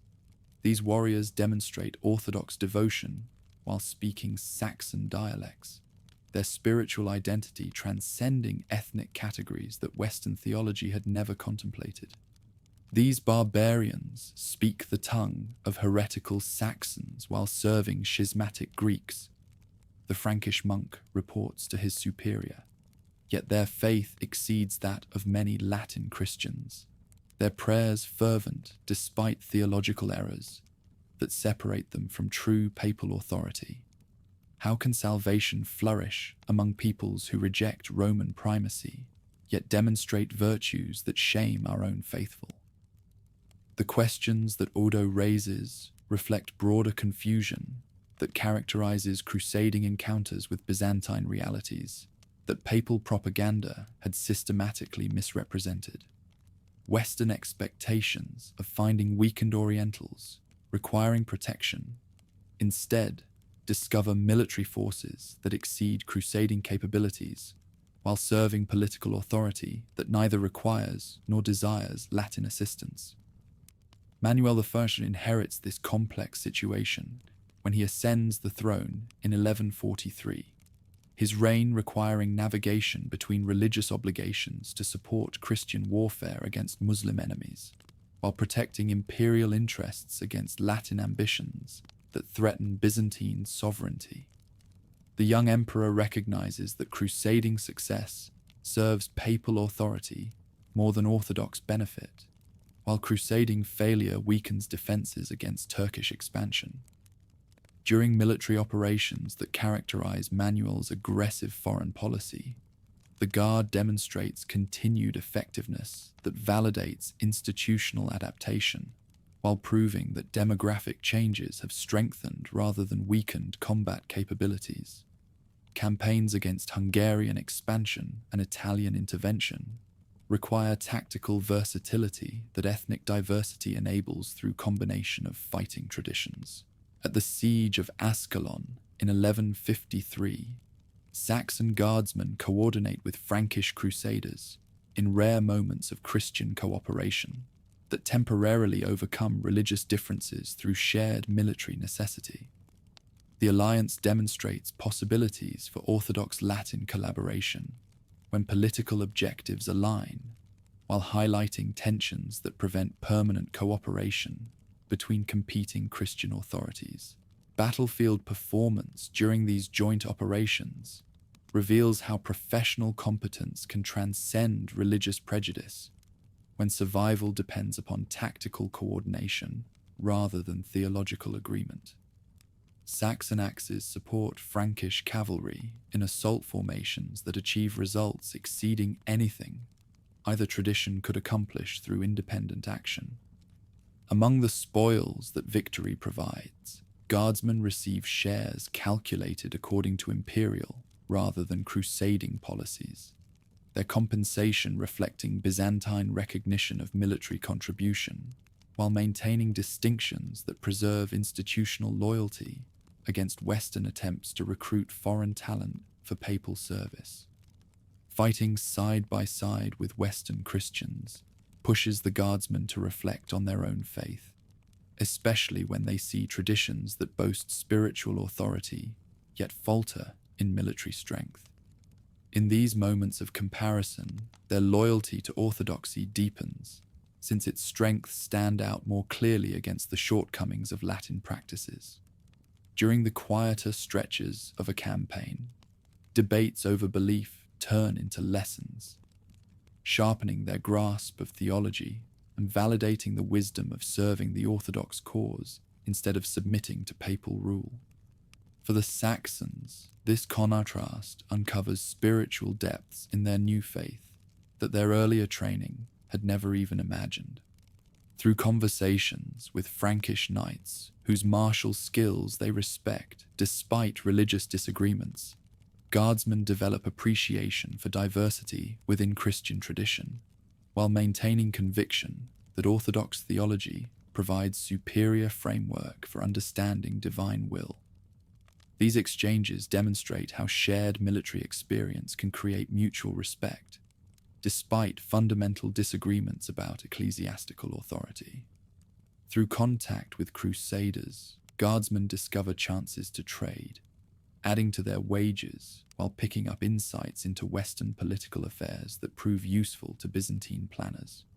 The gossip of campfires often provides sharper intelligence than the dispatches of embassies. Family ties with crusading households weave two cultures together, easing religious divides, yet keeping guard loyalty to the empire intact. Children raised in such homes understand both worlds, serving imperial goals that outlast narrow boundaries of faith or origin. Efforts at cultural preservation ensure traditions endure even as they evolve. Ceremonies now blending Saxon influences with Scandinavian heritage to mark the guard as distinct. Weapons reflect the same spirit of collaboration, with Saxon smiths mastering Frankish tempering while sharing their own northern skills, lifting the quality of arms on every side. By 1180, the institution has demonstrated ability to maintain effectiveness while adapting to changed political circumstances that crusading activity creates throughout the medieval world. The Guard serves imperial interests while acknowledging religious connections that unite all Christians against Muslim enemies when strategic necessity requires such cooperation. The marble where Halfdan carved his identity bears witness to institutional permanence that outlasts political changes while preserving memory of individual service that gives meaning to collective achievement. His runic letters announce to future generations that northern warriors found purpose in defending southern thrones while maintaining cultural identity that foreign service enriched rather than destroyed. From crusades to imperial renewal, from palace duty to frontier war, the Varangian Guard carries on a tradition born on Sweden's rivers and fated to end in sacrifice as the empire faces its final test. Their axes stand ready, their loyalty deepened by a service that transcends ambition and identity, uniting them with a cause greater than themselves. In the north, gold dwindles into brass as emperors beam with empty grace, their clipped coins so poor that Saxon fighters must melt down scores of them to craft even a single arm ring, fit for the pride of their ancestors. The year is 1180, and what had been the most loyal military unit in Christendom discovers that royal promises mean nothing when treasuries empty and rulers prefer Latin mercenaries whose devotion costs silver instead of gold. These axe-bearing giants who once decided dynastic succession now find themselves reduced to palace decoration, their effectiveness diminished by wine, and their honor tarnished by governments that view foreign steel as expensive luxury rather than essential protection. Captain Magnus Silverbeard weighs the month's wages in his scarred palm, feeling the lightness that betrays governmental treachery more clearly than any broken oath. These coins bear the emperor's image and sacred inscriptions, but their metal content reveals mathematical truths that court accounting cannot disguise. Each numisma contains half the gold it possessed during Basil II's reign, while guard compensation remains nominally unchanged, despite purchasing power that dissolves like morning mist. From the Blackernay barracks, drunken voices echo nightly, as warriors discover that wine provides escape from disappointments that sobriety cannot endure. The drinking that had once celebrated victories now drowns defeats that policy creates through parsimony, while tavern brawls multiply as northern tempers encounter southern deception, with violence that palace authorities struggle to control without eliminating the fighters they still need. What unfolds in the Golden Lion Tavern on a February evening demonstrates how quickly discipline dissolves when governments betray the warriors they depend upon for survival. Thorkel the Red argues with Greek wine sellers whose watered beverages cannot intoxicate men whose desperation requires complete unconsciousness, his voice rising with each cup that fails to provide the numbness that daily humiliation demands. Your wine tastes like vinegar mixed with tears, Thorkel roars, his massive fist crushing the ceramic cup that held liquid disappointment. We who protected emperors against assassins' knives now drink swill that Byzantine beggars would refuse, paid with coins that insult our ancestors' graves and mock our children's hunger. Violence erupts as other guardsmen join the confrontation, their frustration seeking targets that royal policies provide through merchants whose only crime involves serving customers whose wages no longer purchase quality. Tables splinter beneath northern fists while citizens flee toward exits, their terror reflecting understanding that Varangian madness threatens everyone within reach when desperation exceeds endurance. The chroniclers who document these incidents use terminology that reveals how completely institutional reputation has deteriorated from martial excellence to public menace. Varangian madness becomes standard description for violence that serves no tactical purpose, except demonstrating that northern steel retains cutting power, despite governmental betrayal of those who wield it. Emperor Isaac II confronts this crisis from throne rooms, where his authority depends upon men whose respect he has systematically destroyed through policies that treat loyalty as renewable resource rather than sacred trust. The sovereign recognizes that maintaining power requires military support, yet his treasury cannot fund the compensation that earlier rulers had established when wealth seemed unlimited and foreign steel appeared indispensable. Between imperial necessity and guard expectations lies a gap that widens with each passing month, as fiscal limitations collide with military requirements that previous emperors had satisfied through conquest, that provided resources for continued expansion. The empire that once grew through northern axes now shrinks due to inability to maintain the forces that growth had required. Latin mercenaries arrived during the 1180s, offering services that cost less than traditional wages, while providing tactical capabilities that court observers claim exceed guard performance during decline. These Italian fighters demonstrate discipline that contrasts sharply with northern behavior, while their reasonable compensation demands make them attractive alternatives for emperors whose budgets cannot support expensive foreign elites. Competition between traditional guardsmen and Latin newcomers creates tensions that threaten institutional cohesion, while revealing how completely alcohol has compromised effectiveness. When assignments go to mercenaries whose sobriety enables reliable performance, guard resentment explodes into violence that targets governmental authority rather than enemy threats. At the palace confrontation that occurs in 1185, institutional blackmail reaches unprecedented levels, as guardsmen demand bonus payments that exceed treasury capacity, while backing their demands with weapons that could eliminate officials whose policies have reduced elite warriors to desperate criminals. Captain Eric Ironfist leads this challenge to royal authority, his acts demonstrating that military capabilities survive financial betrayal. Pay us what our forefathers earned, or face what our forefathers feared, Eric declares, while his steel rests against marble floors, where emperors' blood had pooled during previous dynastic transitions. We who eliminated Nikephoros for your predecessor can arrange similar promotion for worthier candidates whose generosity matches their ambition. Palace capitulation to these demands establishes precedents that encourage further extortion while demonstrating how effectively military blackmail can function when governments depend upon forces whose devotion derives from financial rather than spiritual considerations. The payments that result exceed resources that honest compensation would require, while creating expectations that future treasuries cannot satisfy.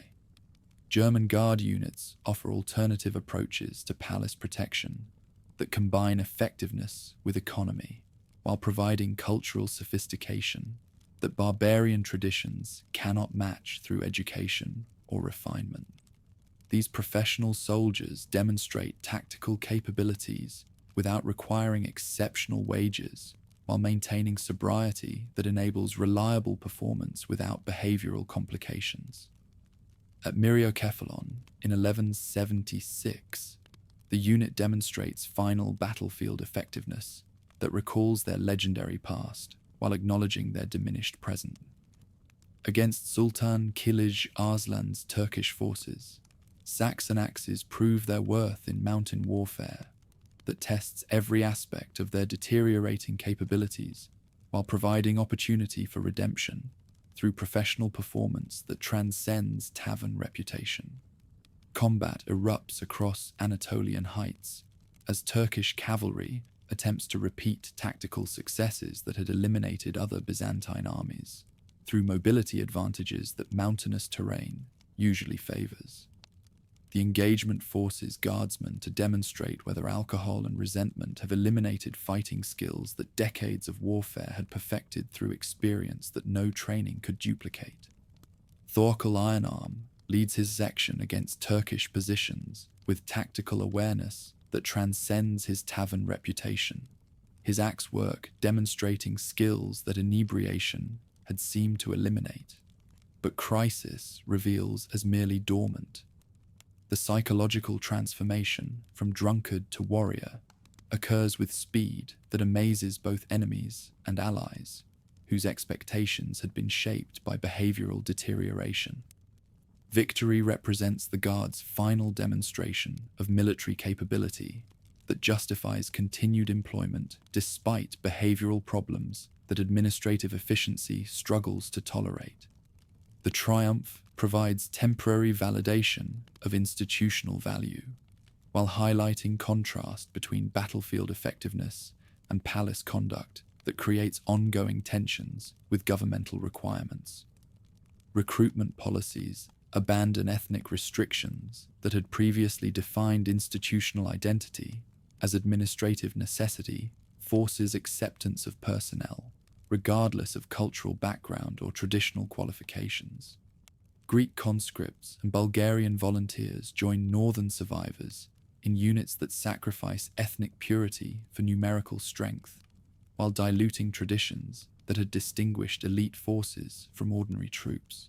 The cultural dilution accelerates as linguistic diversity eliminates communication advantages that homogeneous units had enjoyed, while traditional ceremonies lose meaning when participants cannot understand their historical significance. The polyglot force that results maintains nominal strength while losing tactical advantages that common heritage had provided through shared values and mutual understanding.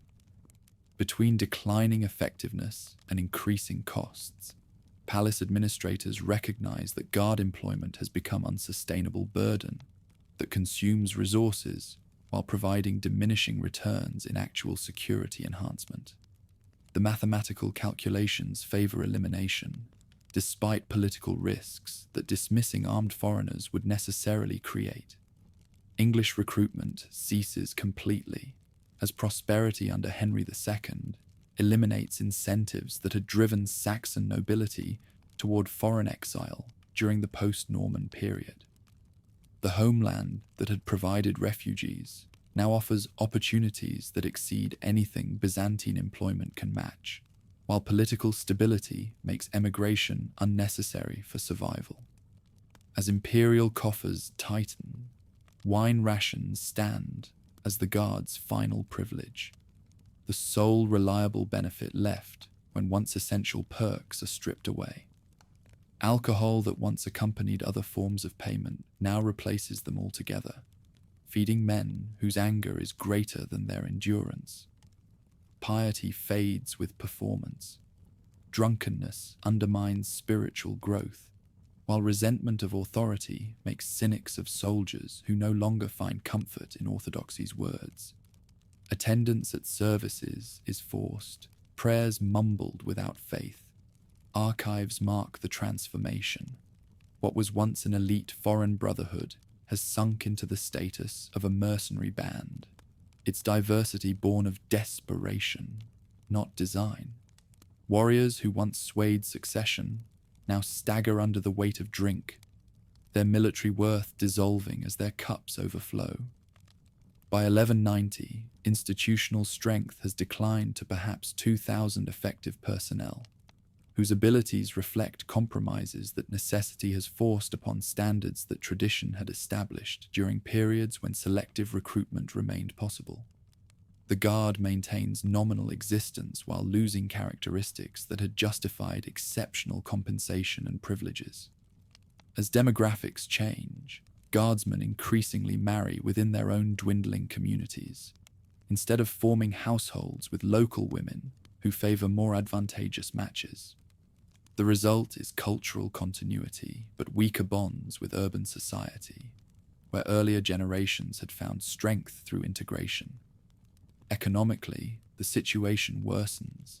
Military pay no longer provides capital for profitable ventures, and a growing image of brutality closes doors to trade partnerships that once thrived on trust. The decline quickens, with reduced earnings shutting off the avenues of advancement that service used to guarantee. Between ceremonial duties that have become largely meaningless and frontier assignments that other forces now receive preference for, the Guard discovers that institutional decline can occur gradually and then suddenly as relevance disappears, while traditions become increasingly hollow. Their axes still stand in throne rooms, but their loyalty has become habit rather than conviction. Once the finest military institution of the medieval world, the Guard closes its golden age under the weight of fiscal strain and bureaucratic neglect, its elite fighters reduced to costly relics maintained more for sentiment than need.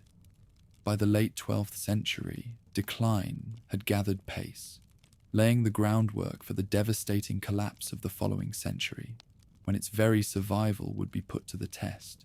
500 axe-bearers faced 20,000 crusaders, while the greatest city in Christendom burns around them. Their northern steel the only barrier between Latin greed and Byzantine treasures that have accumulated for 8 centuries. April the 12th, 1204. The mathematics are impossible, the odds grotesque, yet these final Varangians stand like bronze statues before the Blackenay Palace, while Frankish ladders rise against walls that have never fallen to foreign assault. They know they will die today, but first they will teach these Western wolves that orthodox loyalty costs more than Western appetite can afford. Captain Thormuth Eindridason spits blood through broken teeth while counting enemy banners that flutter beyond the harbour, like tournament pennants at some apocalyptic festival. Behind him, the last defenders of Byzantine independence check their weapons, with movements that betray exhaustion, born of fighting hopeless battles for worthless emperors, whose cowardice has reduced the Queen of Cities to a prize awaiting division among barbarian princes who learned Frankish prayers, but never abandoned northern greed. From the sea walls, where Greek fire once destroyed Igor's fleet, Frankish siege engines now hurl stones that shake foundations laid when Constantine dreamed his new Rome into existence. The harbour chain that Oleg's warriors had shattered 3 centuries earlier lies broken again, its bronze links scattered across waters that reflect flames consuming the richest districts, while Venetian galleys unload soldiers whose holy war has become treasure hunt. What mockery the fates weave from human ambition.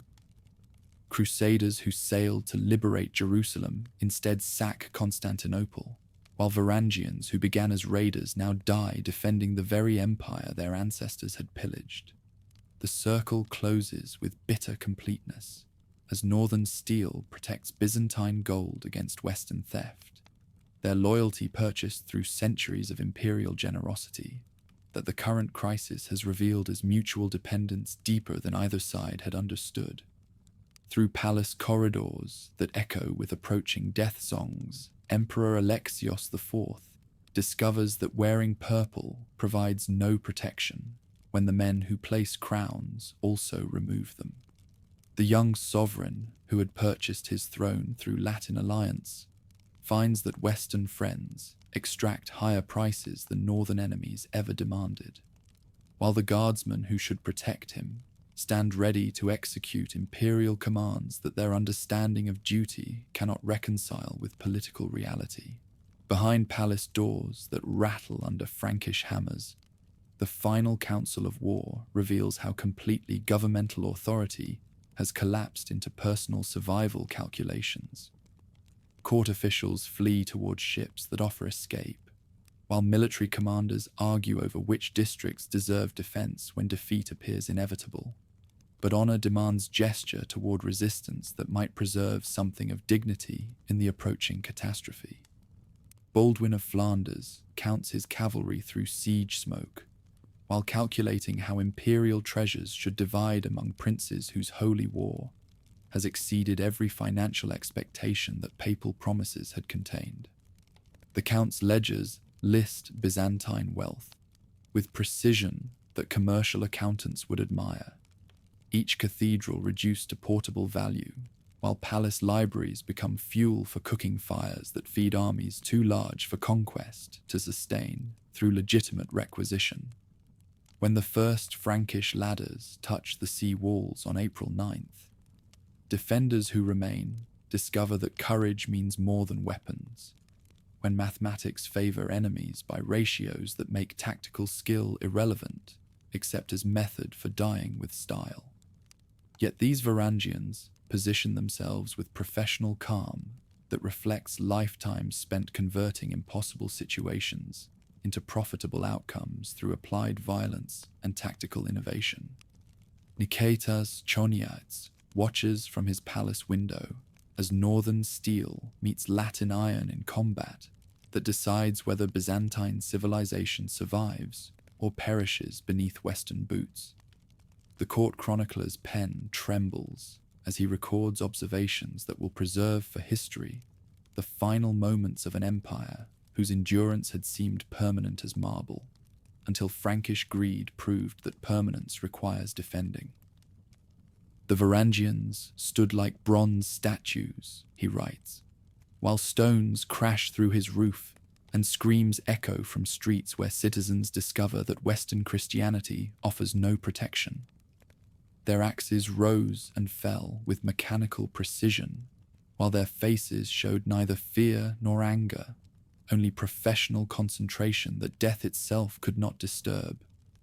Between siege towers that roll like mobile fortresses and ladders that extend toward walls like wooden serpents seeking stone prey, the final defenders position themselves according to protocols that had served 8 centuries of imperial glory, despite circumstances that render conventional resistance futile, except as demonstration of devotion that transcends rational calculation. Each guardsman selects his position based on personal preference for how death should discover him. Olaf the Tall chooses the highest tower where his axe can harvest maximum enemies before overwhelming numbers claim his life, while Eric Snakeeye prefers ground level, where close combat enables demonstration of individual skill that group tactics cannot provide when formations disintegrate under impossible pressure. Combat erupts with dawn as Frankish assault begins with systematic efficiency that transforms religious warfare into commercial operation, designed to maximize profit while minimizing losses that could reduce shares available for distribution among successful participants. The attackers advance with discipline that reflects professional competence rather than holy enthusiasm, while defenders respond with tactical precision that honor demands despite strategic futility. Through gaps in the walls that widen under mechanical assault, Latin soldiers pour like floodwater, seeking commercial opportunities that Byzantine resistance attempts to deny, through violence that serves symbolic rather than practical purposes. The psychological impact of witnessing imperial capital under foreign occupation creates trauma that survivors will carry throughout lives spent remembering glory that foreign greed has eliminated forever. Thormuth Eindridason falls at the palace gates with his axe buried in a Frankish knight, whose armor bears crosses that mock every assumption about Christian brotherhood that Orthodox education had promoted. The captain's death represents more than individual loss. It symbolizes institutional extinction as the final defender of traditions. Stretching back to Swedish rivers, breathes his last while Latin boots trample Byzantine mosaics. Around his corpse, surviving guardsmen discover that resistance has become token gesture, whose continuation serves only to prolong suffering that defeat has rendered inevitable.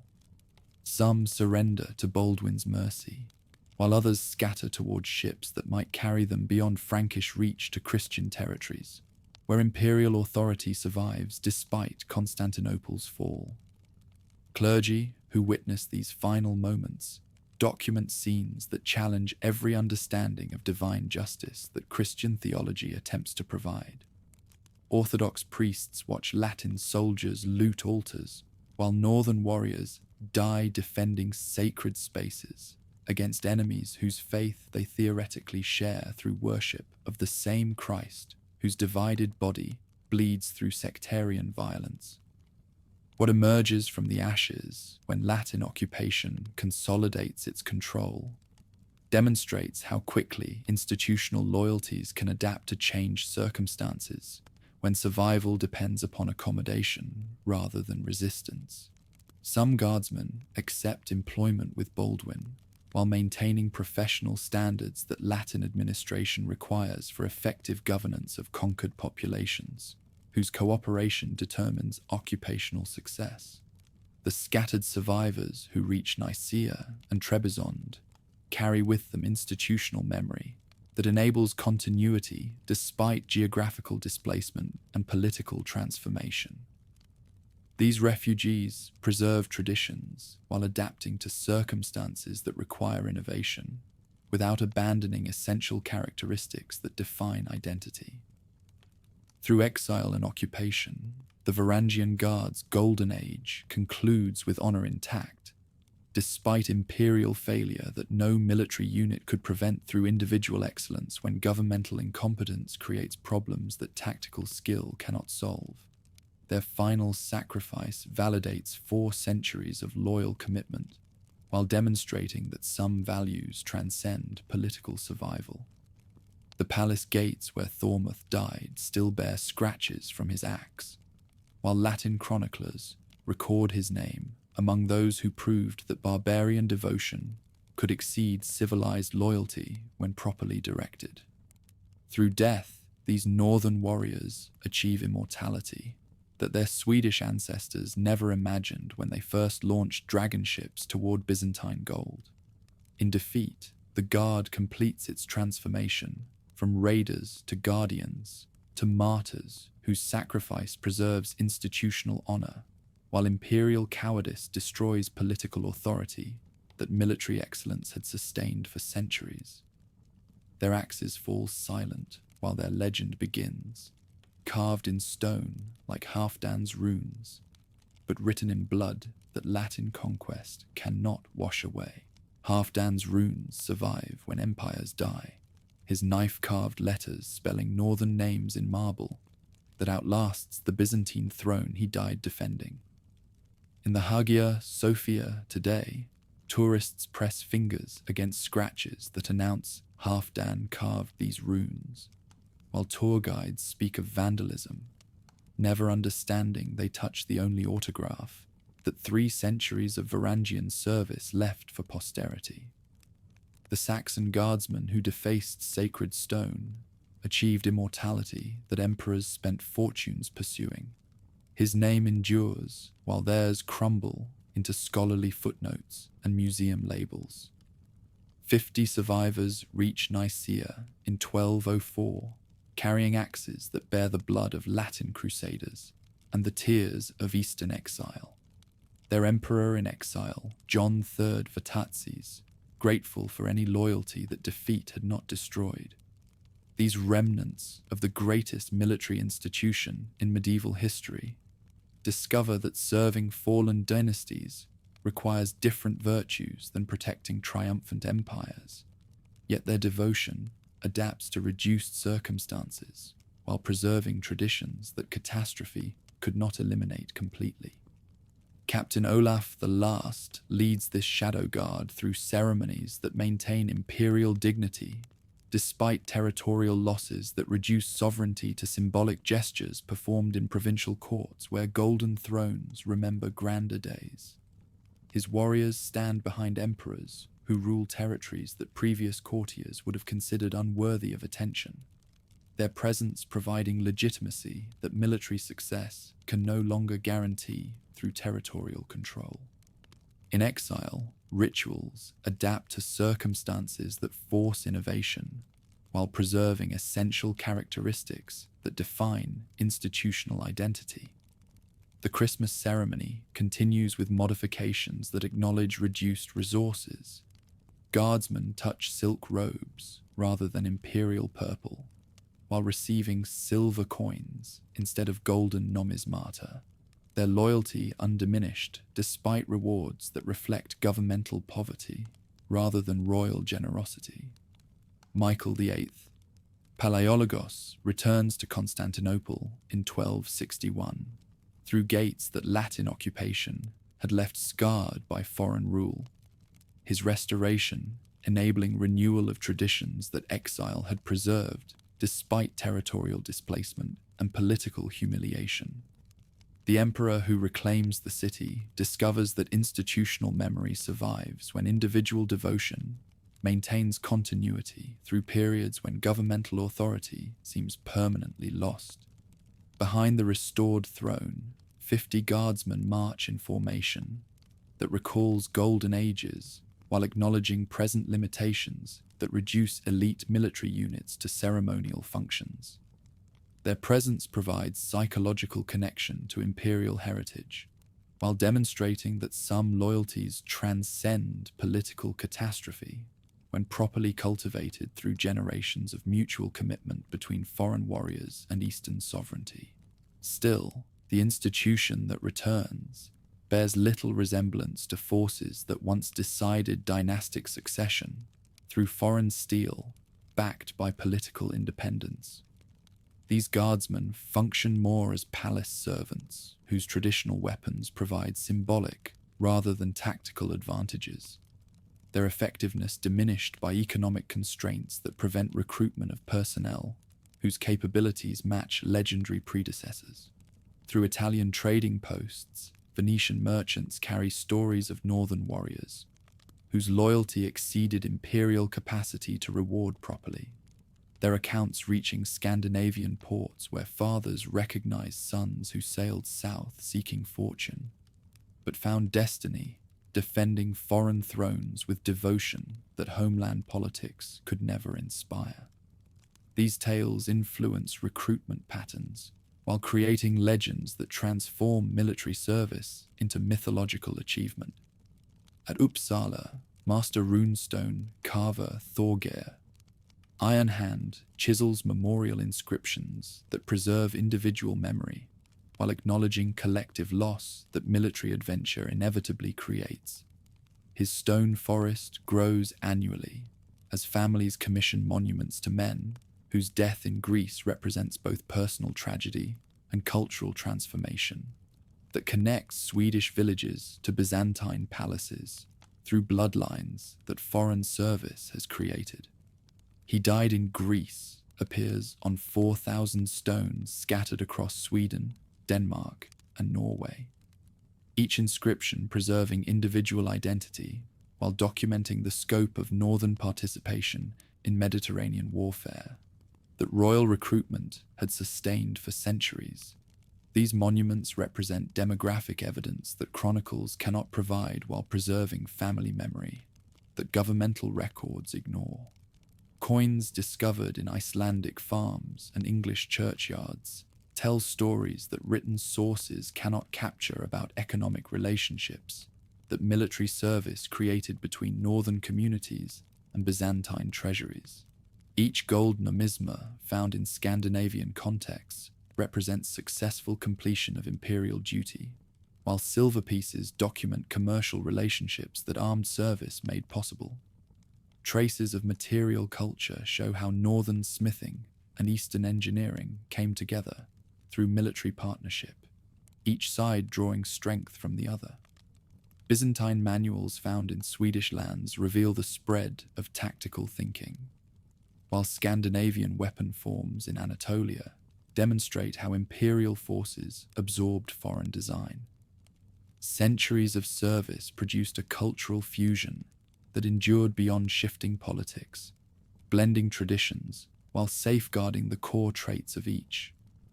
Guardsmen who returned home carried military methods that shaped Northern European warfare, while their adoption of Eastern administrative practices strengthened the governing structures of Scandinavia. Through saga writing, the service of warriors is remembered as both history and legend, its tales carrying enough truth to illuminate the spirit of the institution and the experiences of its men. The Heimskringla and Laxdela saga preserve adventures that link distant northern settlements with the grandeur of Mediterranean realms, ensuring stories survived long after archives decayed. Out of these narratives emerge figures whose achievements won recognition that cut across cultures, celebrated for embodying purposes beyond self-interest.